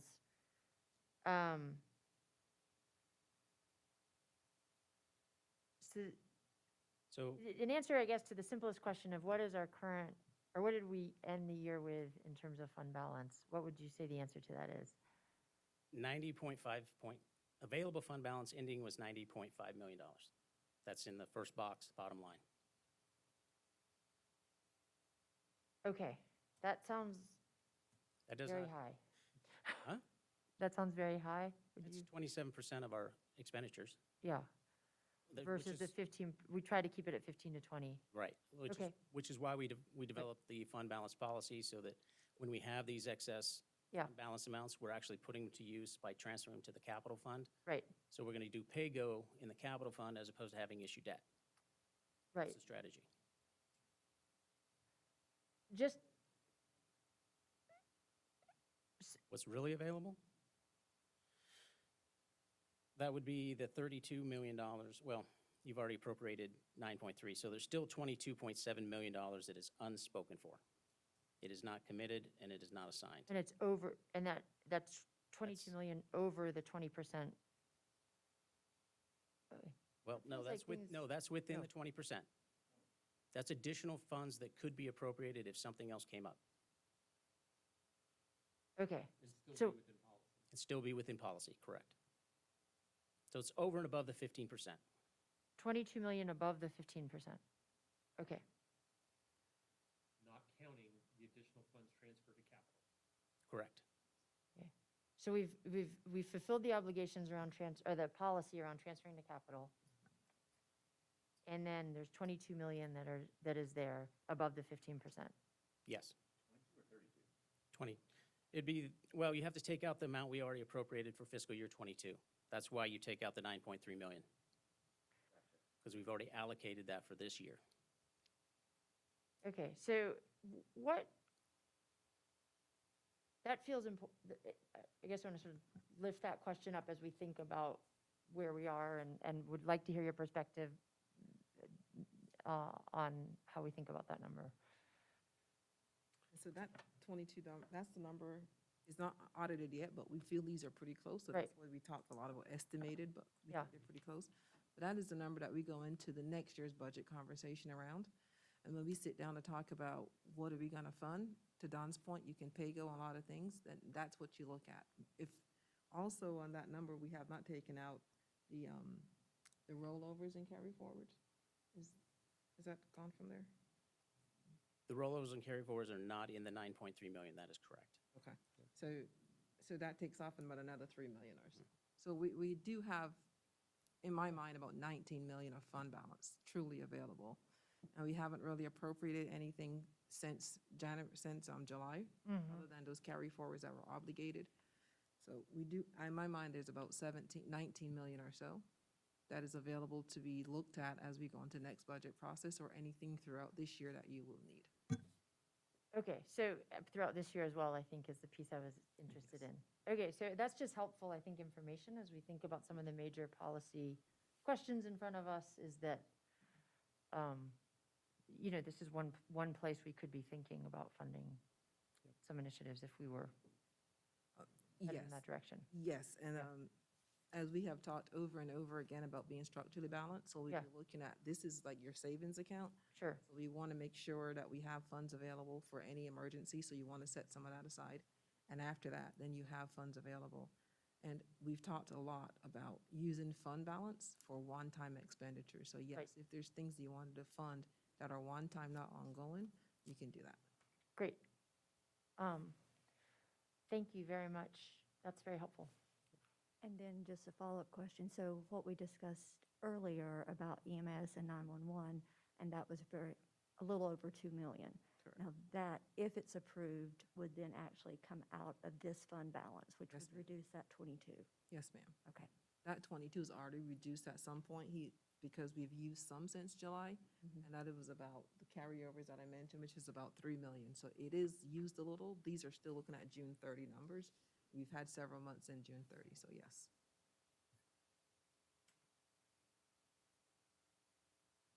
All right, any other questions for Mr. Warren? All right, Don, thank you for the update. A lot of positive news here. We are coming out, our community's coming out of, the last 18 months in a lot better position than we all thought we would be, which is great news. There are, the state hasn't approved a budget yet. We've expressed to the schools that if the teachers get a pay raise, we're going to match it locally. So there's a number of different obligations that are going to be likely showing up at our door as well that will change, where some of these available funds will be requested. So, but there are some good opportunities. So it's a very positive report. Thank you. I think the good news is that we came through COVID, and a lot of the decisions we made then are paying off now. And it did help with the sales tax too, because that is a surprise to me that, what we've come through. But I think here again, with the fund balance, and it's good to have it, but we need to make sure that, because with a $400 million budget, almost that, we could have emergencies. It's a reason for that fund balance. And I don't want us to be at the same point that some of the schools have gotten into, because we've got to be careful with that. But thank goodness we're on a good move. We're a good place that we can. Hopefully, you put this to good use. And Commissioner, you just raised a good point, and I neglected to mention that some of the savings that we had also came because we had some CARES money and some federal money to help with COVID, so we didn't have to spend local dollars as well. All right. Thank you, Don. Sure. Thanks, I'm going to give you the first quarter. Go ahead. Next, keep going. I can't get enough of this stuff. Okay. The first quarter is not nearly as exciting for fiscal year '22. I'm going to cover the same information, but there's not a whole lot of detail to go into because we're so early in the year. The total amended budget with appropriated fund balance is $365.3 million. Total year-to-date actual is $42.9 million. We're at 11.8% of budget. That's about where we were this time last year. Looking at the expenditures by function, we have $365.3 million, and total actual year-to-date is $73.9 million, and we're at 20.2% expended. If you compare it to last year, it's trending about the same. And if you look at it on the categories, you can see this year compared to last year, it's up a little bit, which is to be expected as we have higher prices, we have the CPI, all those sorts of things that are in this new budget. Looking at solid waste revenues, right now the sales and services is actually below where it was last year. Talking with Dane, it's hard to say why it would be down, but it just is what it is. It's one of those things we will keep an eye on. Total amended budget is $12.7 million for solid waste, and then total actuals of $2.4 million, so it's at 19.2% of budget for revenues.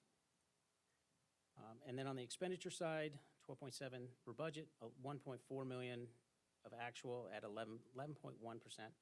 You can see expenditures for salaries and wages are up a little bit, and operating expenditures are down a little bit compared. So that's all I have for fiscal year '22 at this point. All right. Thank you so much. Thank you. All right. Next up, we have a public hearing to consider a resolution authorizing the refund of overpayment of excise taxes, and Matt Cable will present this item, or Michael Free will. Mr. Chair, Commissioners, this is a request for excise tax refund. Excise taxes are paid to the Registered Deeds Office upon a sale of property. This is a hearing. It's not really a term. It's really just a hearing. The only notice requirement is that upon a request, the county is required to give to the applicant notice that the hearing is today. So for this matter, a local law firm accidentally recorded 2 deeds 2 times. So as a result, that law firm paid excise tax that wasn't owed for $176 and $680, and they're simply requesting that refund. Do we need to have one hearing or two? Just a motion to approve. We don't even have to open a hearing. Please do. We do need to do that. It's sort of strange. This is an animal that has no real place in our structure, so But we do need to one- have, we one can have hearing, one. is one fine. request. Okay. All right, we're going to open the hearing on this matter at 6:45 PM. Are there any members of the public who wish to comment on this pressing matter? On this clerical error that is before us today? All right. They blamed a computer glitch. Okay, all right. We'll close the hearing at 6:46 PM. Is there a motion to approve the two resolutions? Motion to approve both resolutions. Second. All in favor, please say aye. Aye. Any opposed? Thank you, Michael. All right, we come to the county manager's reports. I do have a couple of updates, sir. First, from our Election Services Office, voting for Weaverville, Woodfin, and Woodfin Water and Sewer is underway. Early voting started October 14th and will go through Saturday, October the 30th. On the 30th, we'll open additional sites in Woodfin, and in first time ever in the town of Woodfin, we will have voting sites as well. Election day is November 7th. Election is expecting a pretty record turnout for this election because there's an extra voting sites in Woodfin that we haven't had before. There's a new council seat coming up, as well as a write-in candidate for mayor in Weaverville. In our comprehensive plan update, last week, we did a soft kickoff. Our staff did a soft kickoff for the comprehensive plan.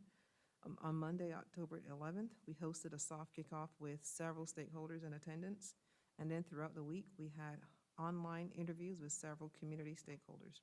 We plan to bring back to you an outline of our public outreach at a briefing soon. Coming up shortly, we'll have a briefing of our public outreach plan. But as a reminder for you and our community, you can keep up to date on the comp plan efforts throughout our dedicated comp plan website. We have a comp plan 2043 website, as well as a newsletter that we encourage folks to sign up on so they can keep up to date with what's going on our comp plan. But mostly tonight, we have a reparations committee update.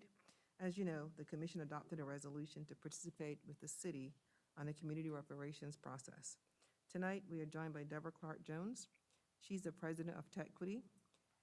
That's an LLC that the firm was recently awarded a project management services for the City of Asheville Reparations Project. Ms. Jones and her company brings over 30 years of experience in enterprise program management, analytics, and planning. She has led several equity-related initiatives in the region. Her family is no stranger to Asheville and having both worked and lived in the area for several years. So now Max will key up a Zoom that she will share with you where we are on reparations in our community. Good evening. Hopefully you can hear me. Thank you, Ms. Pender. Chairman Newman and commissioners, just thank you so much for the opportunity to present a brief update on the City of Asheville's Community Reparations Commission project. And I will share my slides very quickly here. Hopefully you can see the slides. So this evening, I will cover just a few topics. Once again, we'll make every attempt to be brief, but we'll touch on a little bit about my company. We will talk about just some of the excerpts of the resolutions. I will share a little information about the project management team, the project phases, milestones to date, and then share the exciting news about the actual appointment process to the commission. Just a little bit about Tequity. We are a management consulting firm specializing in strategic planning, project management, analytics, and have done quite a bit of work over the past 30 years on equity-related initiatives, as Ms. Pender just mentioned. In Asheville specifically, we worked on an NCDOT, actually led an NCDOT project focused on building the capacity for minority and women-owned businesses to do more business with the Department of Transportation. That project covered 31 counties in Western North Carolina. We also led an economic leakage study on behalf of the New Economy Coalition. And that project it focused on identifying industry sectors and industry subclusters prime for minority business creation and expansion. And we also had the privilege of serving as the community engagement lead on the City of Asheville's disparity study. So I just wanted to just touch on just excerpts from the resolution because scope is so important on any project. And as we all know, reparations is about remedying and setting right the harm and the damage caused by systemic racism. And so we are talking about reparations for the Black community in Asheville, and that community also extends into the county. The July 14th resolution by the City of Asheville speaks to the charge of the city manager to establish a new commission empowered to make short, medium, and long-term recommendations that will make significant progress towards righting that harm that systemic racism has caused. And of course, Buncombe County, in your resolution on August 4th, you spoke to the appointment of representatives to, as well as fully participating in that new Community Reparations Commission being established by the city. And I will go into more detail about that. So just a little about the role of the project management support team. We are in place to support the work of the Community Reparations Commission, and that support takes the form of building out project management infrastructure. These are very complex topics, very involved analyses that will need to be made, and we want to make sure that the commission members have all of the support that they need in order to generate quality deliverables on the back end of this. Part of that will certainly involve a research infrastructure in the topic areas that will be examined. We will be providing facilitation support. We also feel that it's important to formalize community-wide affiliations with organizations or individuals that want to support the commission's work in a whole host of different ways, and we'll touch on that. We want to make sure that we are educating the entire community as we move along. The only way this project is successful is for it to be a collective community effort. And so we're excited about the immersion of information across the entire community. And we also want to make sure that we are institutionalizing rather this knowledge. We see this as capacity building for the community. And we want to use that capacity in the actual implementation efforts that will follow. As well as applying it to other projects, other future projects. Just very quickly, when we look at the project management team itself, we are quite fortunate. I believe that we have built a dream team of local facilitators and liaisons for each of the 5 topic areas that we will be taking a deep dive in. That includes criminal justice, economic development, education, healthcare, and housing. We have also partnered with RTI to provide some additional impact analyses. We want to take a select number of the recommendations that the commission brings forward and take a deeper dive to examine the prospective impact if the investments are made in those recommendations, what the benefit will be to those impacted by systemic racism. And so RTI will be partnering with us on that. The project phases themselves, there are 8. We're actually in the second activity, which is the formation of the Community Reparations Commission. The other activities include research on the front end, and that research will be reparations, more generally looking at what has happened across the nation, for one, what lessons we can learn from other municipalities and other areas that have actually invested in reparations for whatever reason. And we will also, as I just mentioned, we will be taking a deep dive into each of those 5 areas, understanding the disparities, but also understanding what policies, programs, and practices have contributed to those disparities as we seek to redress that harm and damage caused. We will then go into short, medium, and long-term recommendations, and the city's resolution calls for those recommendations to also include cost estimates and prioritizations. And so we will be assisting and supporting the commission in those efforts, and then, of course, generating that final report and closing out the project. We originally had thought that this project would probably conclude in April of 2023, but the commission members will be driving the final timeline. As the city manager has stated on multiple occasions in our meetings, we do not want to sacrifice quality for a project this critical to the community, and so we will be providing more of those final dates once the commission is actually seated. Some of the milestones to date, of course, the contract for project management services was awarded September 14th. We had a project kickoff meeting that included both the city and the county. We have not only identified, but we have actually secured those local liaisons and facilitators for those impact areas.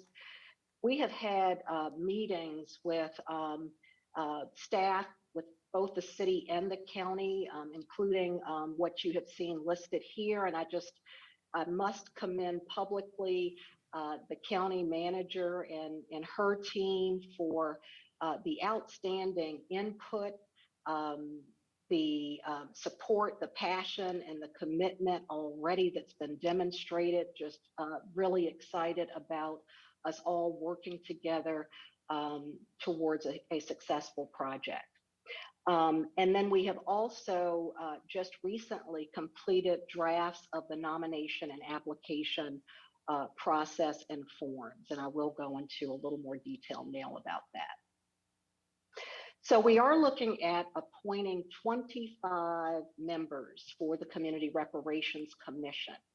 And there are 2 categories of appointments. The first is from the impacted neighborhoods themselves. We want to make sure that those neighborhoods most impacted by urban renewal, gentrification, have the opportunity to name the representatives that they want to serve on the commission. The selection process is at the neighborhood's discretion on making those selections. The only requirement that we have set is that those nominees should come from the city or the county. And we wanted to make sure that we stated county residents as part of the options in terms of eligibility for these appointments, given the displacement that has taken place due to gentrification. And we want to make sure that neighborhoods have that latitude to select individuals, whether they live in the city or in the county, once again, to represent their interest on the commission. The second category are impact focus area appointments, and there are 12 appointments, and you may have noted that neighborhood representatives have a slight majority on the commission. But 12 appointments will be made based on experience and expertise, and the focus, of course, once again, of that experience and expertise will be in those 5 areas that I noted earlier. There will be 6 city council seat appointments, and those appointments will be City of Asheville residents, and 6 Buncombe County Commissioner seat appointments. And of course, anyone within the county would be eligible for those appointments. It's important that we also just describe this 3rd area of involvement. It is not a seat on the commission, but we want to make sure that those in the community that want to support this effort have an opportunity to do so. And so we will be soliciting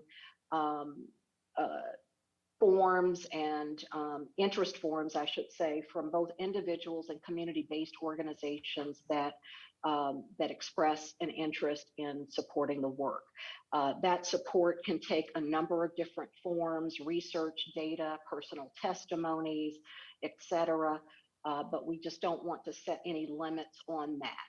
The commission members will determine what they will take advantage of, but we want to make sure that we have a robust list of areas in which support can be provided by other individuals and organizations in the community.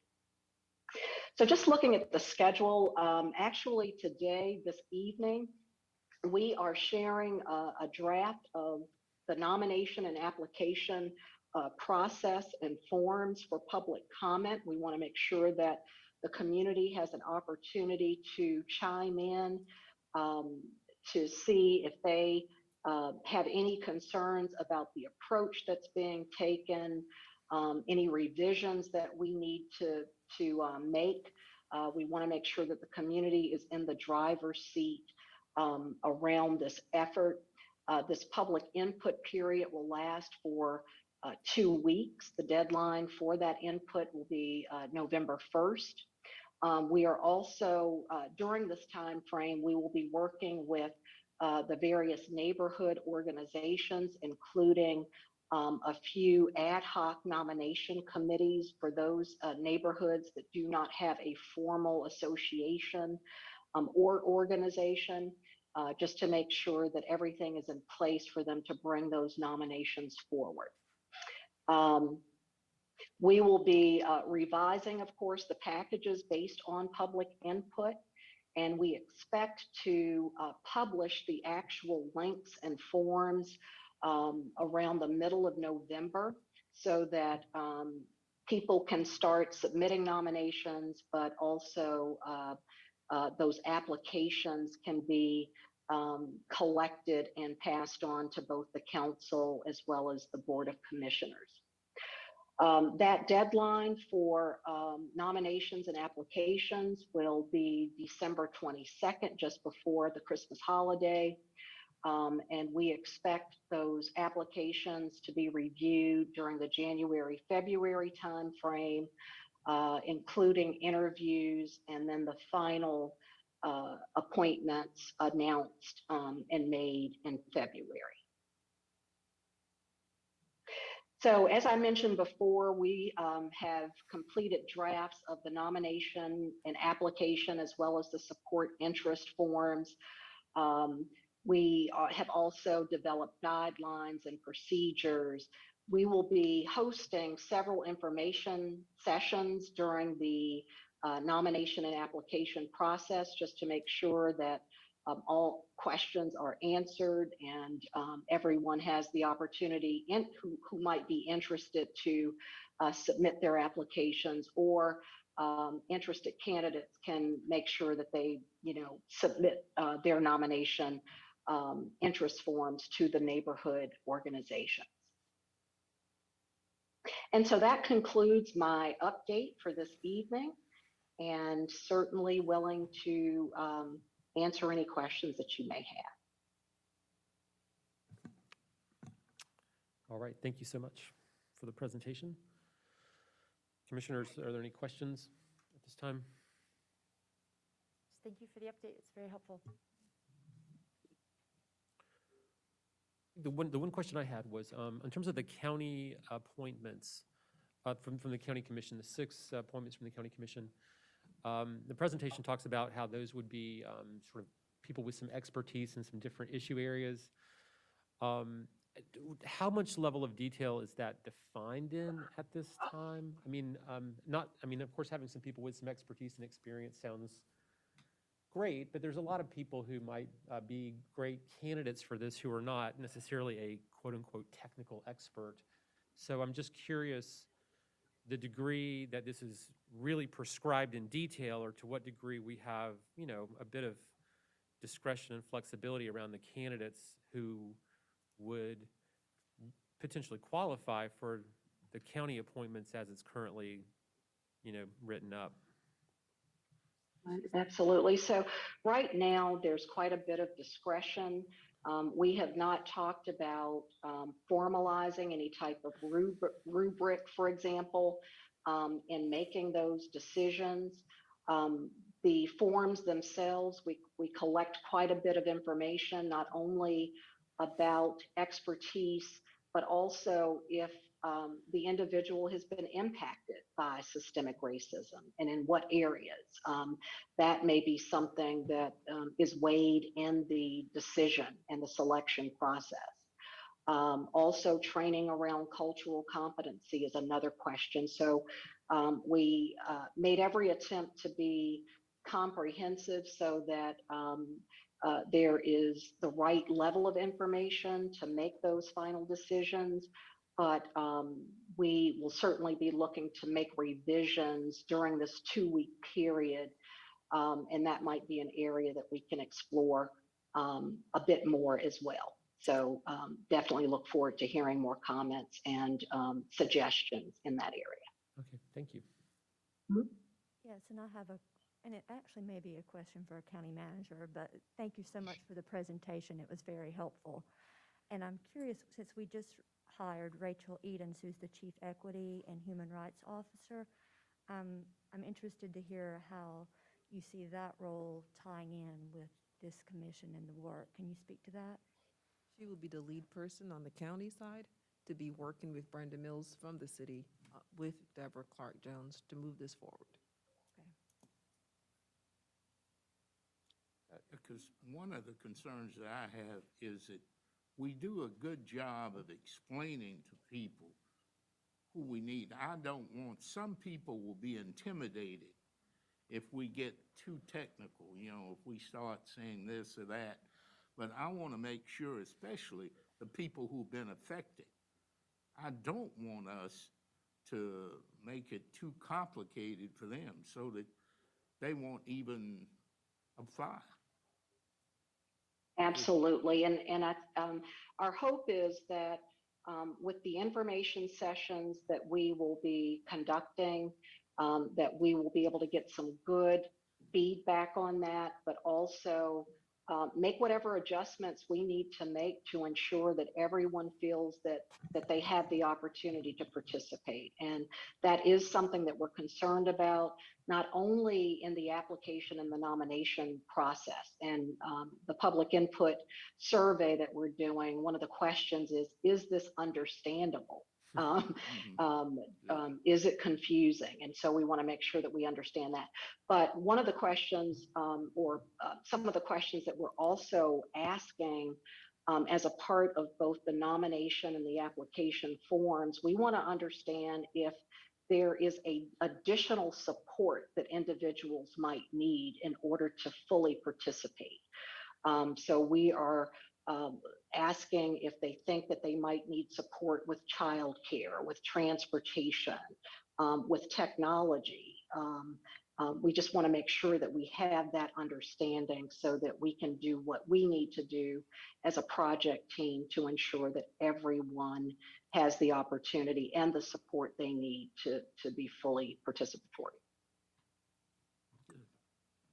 Parker? I just got a question for perhaps Lamar or Avril.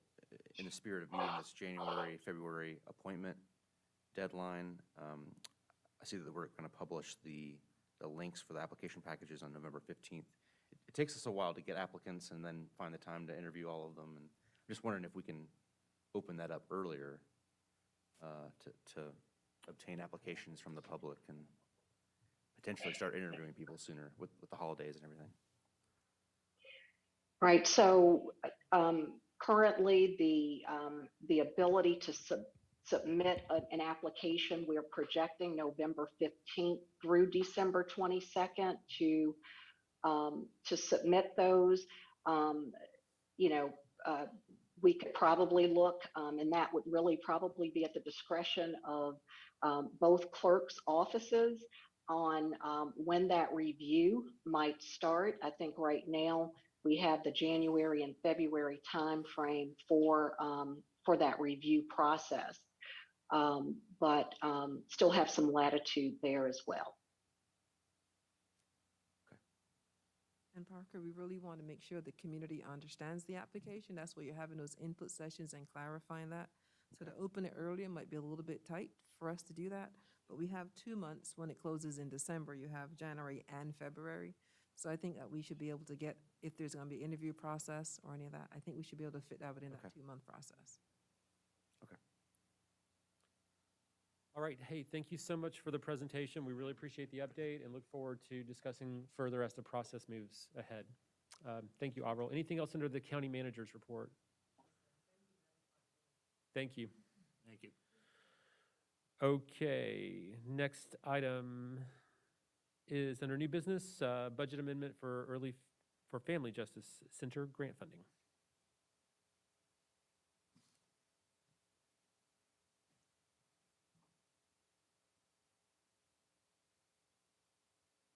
Good evening. So the request from Family Justice Services, you have 2 budget amendments before you, one for our Grants Projects Fund, so Fund 327, and then from the General Fund. You heard from our Family Services Division Manager, Paulina Mendez, at our last meeting, at your last regular meeting, where she indicated that the Family Justice Center was awaiting award notification from a second funding source through the Department of Justice, Office of Violence Against Women. The original 3-year award was $450,000. The FJC reapplied and has received a subsequent 3-year award totaling $462,354. The total budget needed for the 3-year term is $618,000, which is where you see the grant budget amendment request to establish in our Grants Project Fund the needed portion from the county, the additional portion that's needed from the county to round that out for the 3 years is $156,446.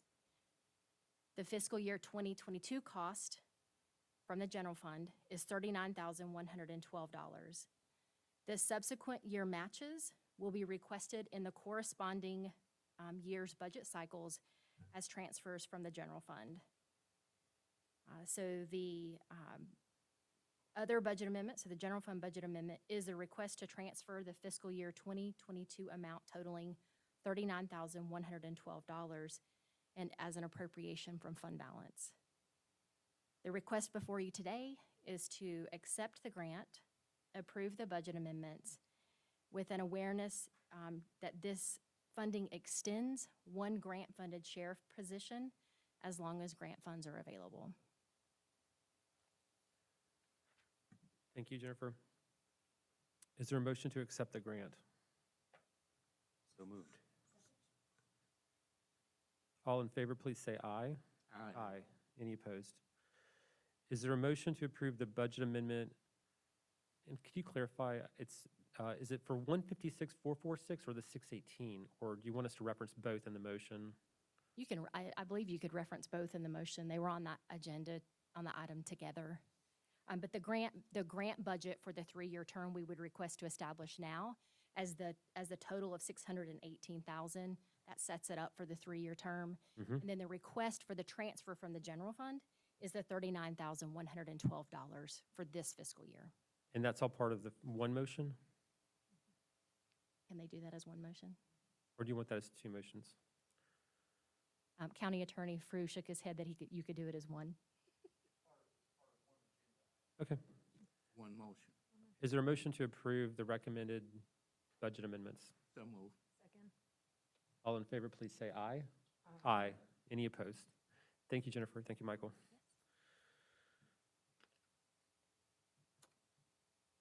All right. I think I also have the next item. Okay. So we have an additional budget amendment request, and this is specific to our Special Projects Fund. I will, if I may, I'd like to review the budget amendment, just content, and then I'd like to turn it over to either our director with Ag and Land Resources, Jennifer Harrison, or Ariel Zipe, who works specifically with conservation easements. So the request is, if you will recall from the fiscal year 2022 budget cycle, you appropriated $750,000 in total towards conservation easements.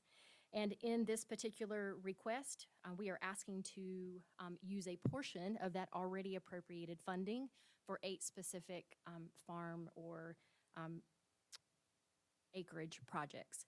So I am going to turn it over to one of these fine folks to give you some more details around the specifics.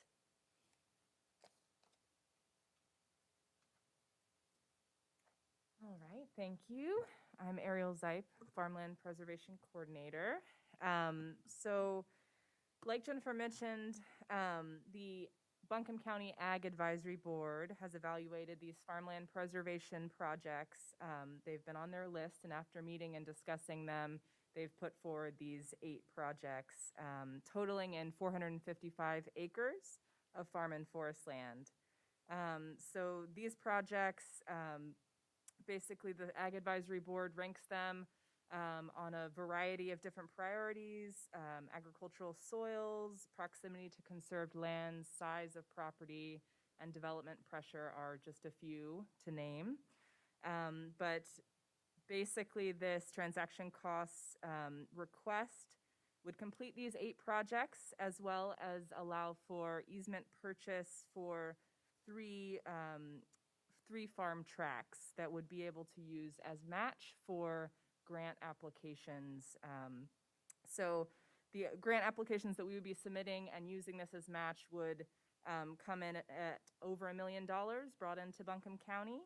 And then the remaining 5 projects would be full donation conservation easements. So they would just be transaction costs. So by protecting these 455 acres altogether, Buncombe would be bridging gaps in designated priority regions such as Leicester and Sandy Mush, Weaverville, Barnardsville, and Fairview, as well as protecting our working family farms that have been in the family for some over a century. So this strongly aligns with our 2025 strategic plan goal, preserving farmland and environmentally sensitive tracts. And just want to thank you for all that you do to promote conservation in the county. Let me know if you have any questions. And Ariel, if you would speak also specifically to the Newfound project, Anthony Coles, because I think that's a really valuable one for people to understand the water conservation value of that one as well. Yeah, absolutely. So the Cole family farm that Commissioner Wells mentioned is a project on a working farm in the Newfound Valley. It is a century farm, which means it's been in the family for over 100 years. And this project as a whole would protect 274 acres. That's all contiguous farmland in the Newfound Creek watershed. So the Newfound Creek watershed is one of our priority watersheds in Buncombe County. Meaning that it's a priority for us to protect the water quality in that watershed. So we see this project as having high public benefit because of protecting these agricultural lands, but also protecting the water quality. The 274 acres contains 3 actual watersheds that drain onto the property, producing over 100,000 gallons of water a day. So it's incredibly powerful and important in our water quality goals. So that's specifically to that those 3 tracks. Thank you very much, and thank you for all your good work on this. Thank you. Is there a motion to approve? move. Second. Further discussion?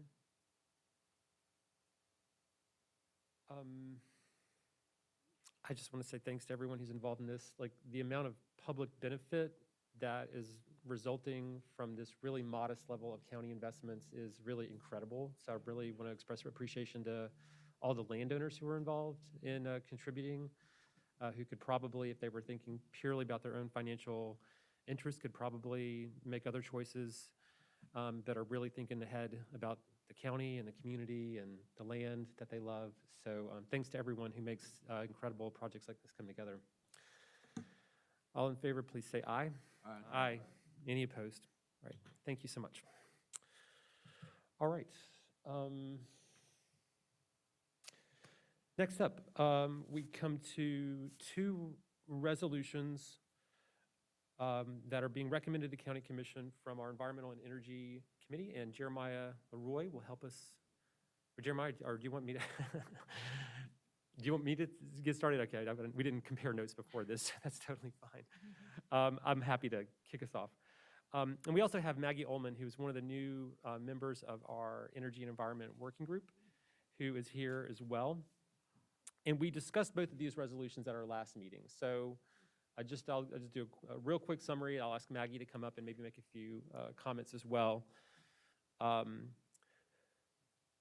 The first resolution regarding the clean vehicles, as we discussed at our briefing meeting 2 weeks ago, is in support of a policy that our county manager and her staff developed and are already implementing on an administrative level. So it's really not a new policy for the county. It's basically an opportunity for the county commission to express our strong support for this policy and to make sure, and by the county adopting it as well, it means that it's a permanent policy. You know, if we want to change it in any ways, it would need to come to the board for modification. And then the second policy is regarding an extension of our partnership for solar in partnership with our education partners in Buncombe County, the city schools, county schools, and AB Tech. And basically looking at feasibility, extending the project we're doing now to undertake a feasibility analysis for schools and education facilities for their potential for solar, which have not yet been analyzed, to determine which ones are feasible. And for those where it is feasible, to support moving forward on projects on those facilities. But I'd like to ask Maggie Ullman to come forward and make some comments from our new advisory board.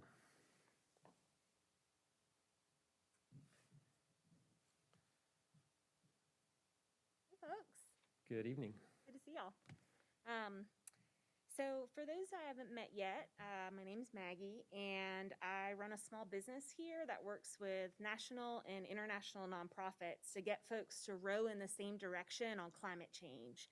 And before that, I worked for the city as the sustainability director for 7 years, during which time I saved nearly $1 million a year in energy savings. So Jeremiah and I are kin, you know, we've done the same type of work.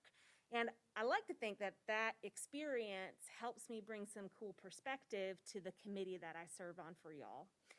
One is that I've spent a lot of time thinking about how to wisely invest tax dollars.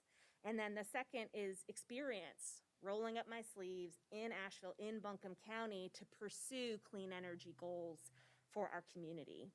And through all of that experience, I want to lift up something that I hear a lot, that climate change is so big and so overwhelming. Is anything we do actually going to make a difference? And here's what I say. I say that it is a huge global challenge, and the negative impacts are local. Just a couple weeks ago, 6 folks died in Crusoe, North Carolina, and 100 folks needed to be emergency evacuated due to extreme flooding from extreme weather. And so if we aren't going to act, no one is. We have to take action. Climate change is here. That's why I am just so proud to be part of the conversation to pursue these resolutions, to recommend these resolutions to y'all today.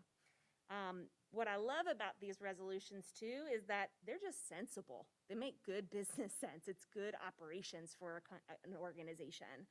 The first, the resolution for solar on schools, it's the right call to ensure the lights stay on for our kids when we're facing power outages and we're facing energy demand. Furthermore, the county, you've done the due diligence. You've done this type of project already. It's been working extremely well. And so this is an expansion of something that's working well. And I say double down on a good investment. The second resolution, as Brownie was saying, is really to codify an existing excellent practice that you all are leading. And I just want to lift up, it's a national practice. And I think folks think electric vehicles, they think of a Prius from 15 years ago. These things are powerful, folks. They can run operations for us. And so y'all leaning into clean energy vehicles is also sensible, and the vehicles have arrived at a place where it makes a lot of sense to fully expand to that. So thank you for your time. I look forward to continuing to serve on this subcommittee, and I hope that you all fully recommend both of these resolutions. Thank you so much. All right, thank you, Maggie, and thank you for serving. Why don't we, I'm sorry.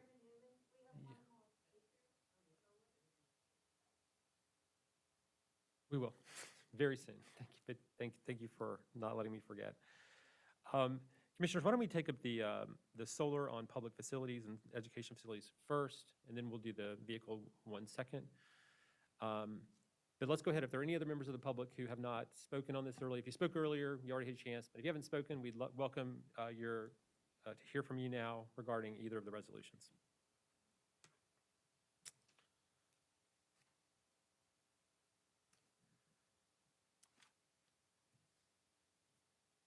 Good evening, Good evening. Thanks for being here. but not so good evening. Hello, my name is Song Kim. I'm a senior at Nesbitt Discovery Academy. I'm here today to briefly talk about climate change and how it's actually affecting us today. I was 6 years old when my teacher showed me a picture of a polar bear sitting on melting ice caps. We've learned about extinctions and endangers, but I didn't really get what it actually meant at the time. Maybe because I was so young, I could only see their sad faces separated by their families, mother polar bears. But 12 years later, I stand here today, and I feel as though we have not improved as much, and natural disasters are only getting worse. Floodings, hurricanes, we see it today. And we see it, but we don't act. We hear it, but we don't actually hear it. And that's a result. We see today that there is climate change. There are currently 422 ppm of CO2 in our atmosphere. And we're adding 40 billion metric tons every year. If these heat-trapping gases are continuing to expand in our atmosphere, then 6 degrees increase are not far away. In fact, ICCP says that in 2100, we will actually be at 6 degrees Celsius above the normal range. What that means, and to put that in actual perspective, 95% of living organism is going to be extinct. And yes, cockroaches too. Speaking of cockroaches, let me talk about a little bit of that. Cockroaches can survive up to months without water. They can live without food for 3 months. And they can live without air for 45 minutes. And they can handle radiation level up to 15 times higher than that of humans. Earth has already warmed up 1 degree Celsius. And in 2050, we will be already at 1/5 away from Earth's extinction. And imagine yourself in 30 years. Perhaps you'll be in 70s, 80s, 90s. For me, I'll be in my 40s. I want to live. Thank you so much for coming. Yep. All right.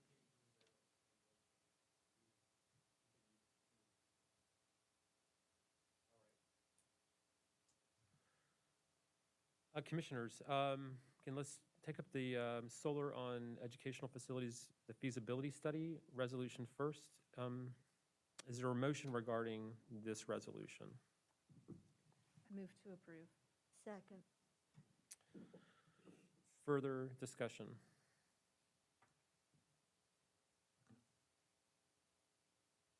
Okay. I'll just make a couple of quick points. So this resolution, this is not a resolution that commits the county to any particular installations of renewable energy. Basically, it's a resolution that calls for the county to work with our education partners, the Asheville City Schools, the Buncombe County Schools, and AB Tech Community College, who have all been terrific to work with over the last couple of years in planning the solar installations that are already going in. The basic intent is to look at the facilities that have not yet been analyzed for their solar potential for their feasibility, which would include, of course, looking at things like their roof conditions, the design of the buildings. Not every single facility is necessarily an appropriate fit for solar right now. If the roof needs to be replaced in a few years, probably makes more sense to wait, put the new roof on in a few years, and then that might be a great time to put solar in. So we're looking for which ones are feasible from a technical. Just like we did last time, we want to have a financial analysis so that we have a clear sense for what the return on investment for solar looks like compared to simply purchasing the energy from Duke Energy. So there'll be a financial analysis, and we can then take all that information into consideration to decide which ones might make sense for additional projects moving forward. But we do want to analyze all the facilities for their potential, and for those that do have good potential, we'd like to endorse the idea of putting solar on those feasible sites between now and 2025. So, all in favor, please say aye. Aye. Any opposed? Great. We now come to the resolution regarding the clean vehicles, which again is already existing county administrative policy.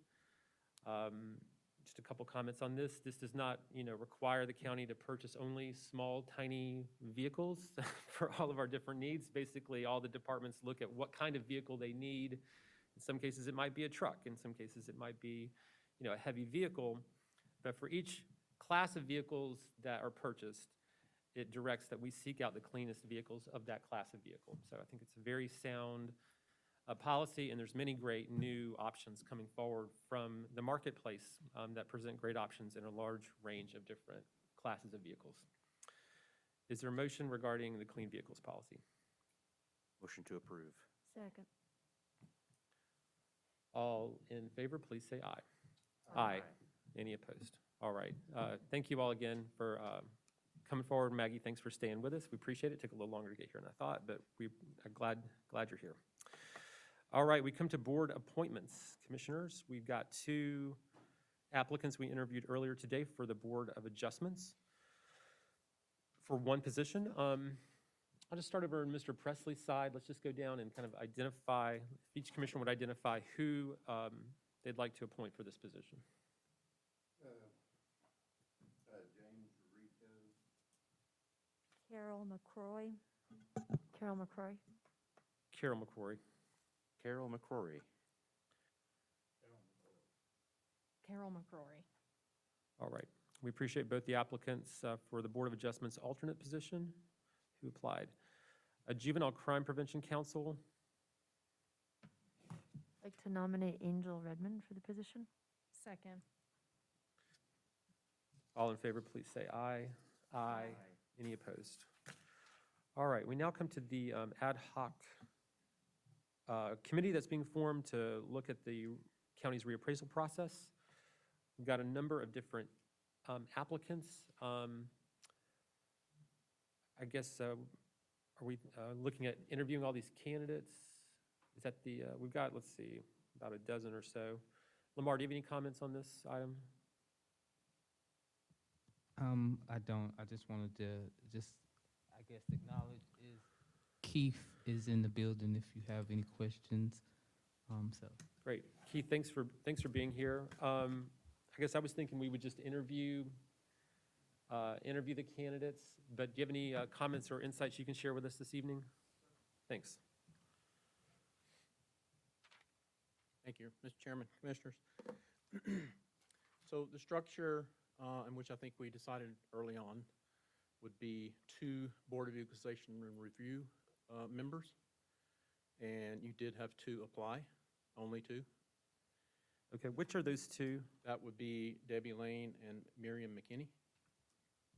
And I think if you look at your sheet that I handed out, Yep. that information is provided on Thank that you, I just sheet. didn't have it right in front of me. I think the next one was 1 residential realtor.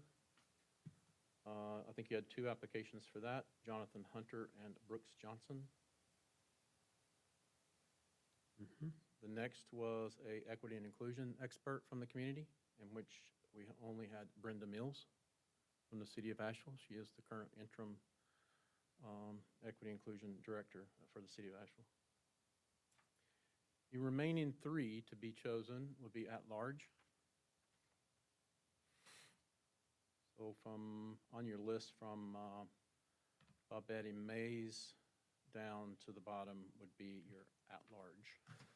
So it seems like the question is, it sounds like there's three folks who pretty much are kind of a shoe-in. Do we want to just go ahead and appoint them and then interview the remaining?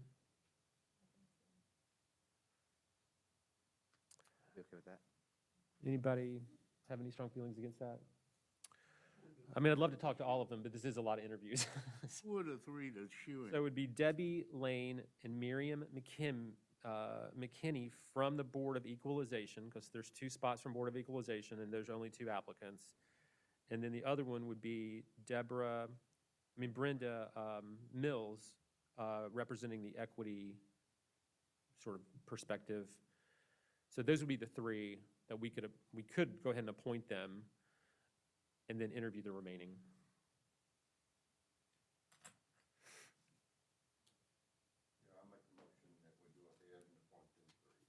Second.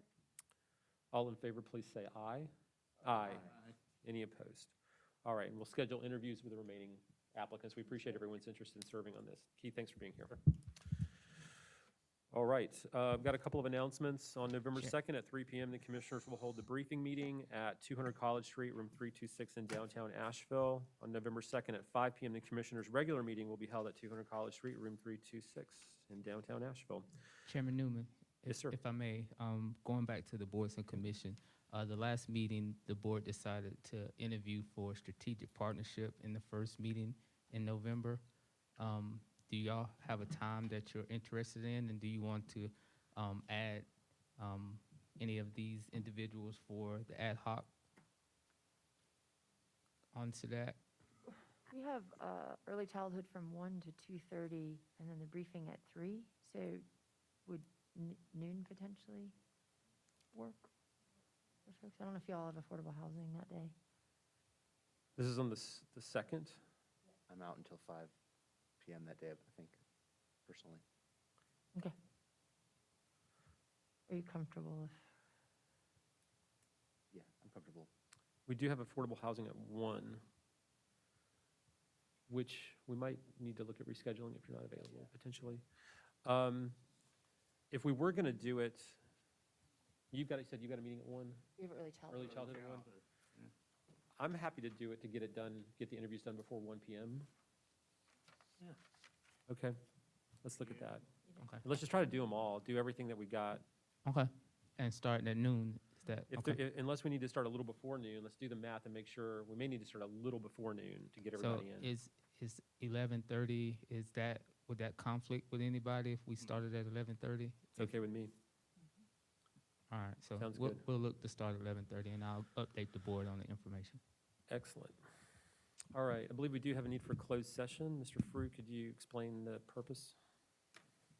Yes, sir, Mr. Chairman, we'd look for a motion to go into closed session, 2 matters pursuant to 143, 318, 11A3, to consult with attorneys regarding attorney-client privilege matters on pending matters, and then 1 under 143, 318, 11A5, to discuss material terms of a proposed real estate transaction.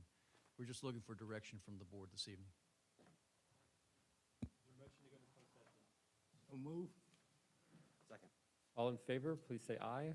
Aye. Any opposed? The commission will not take up any business. When we return from the closed session, we will simply adjourn the meeting. Good.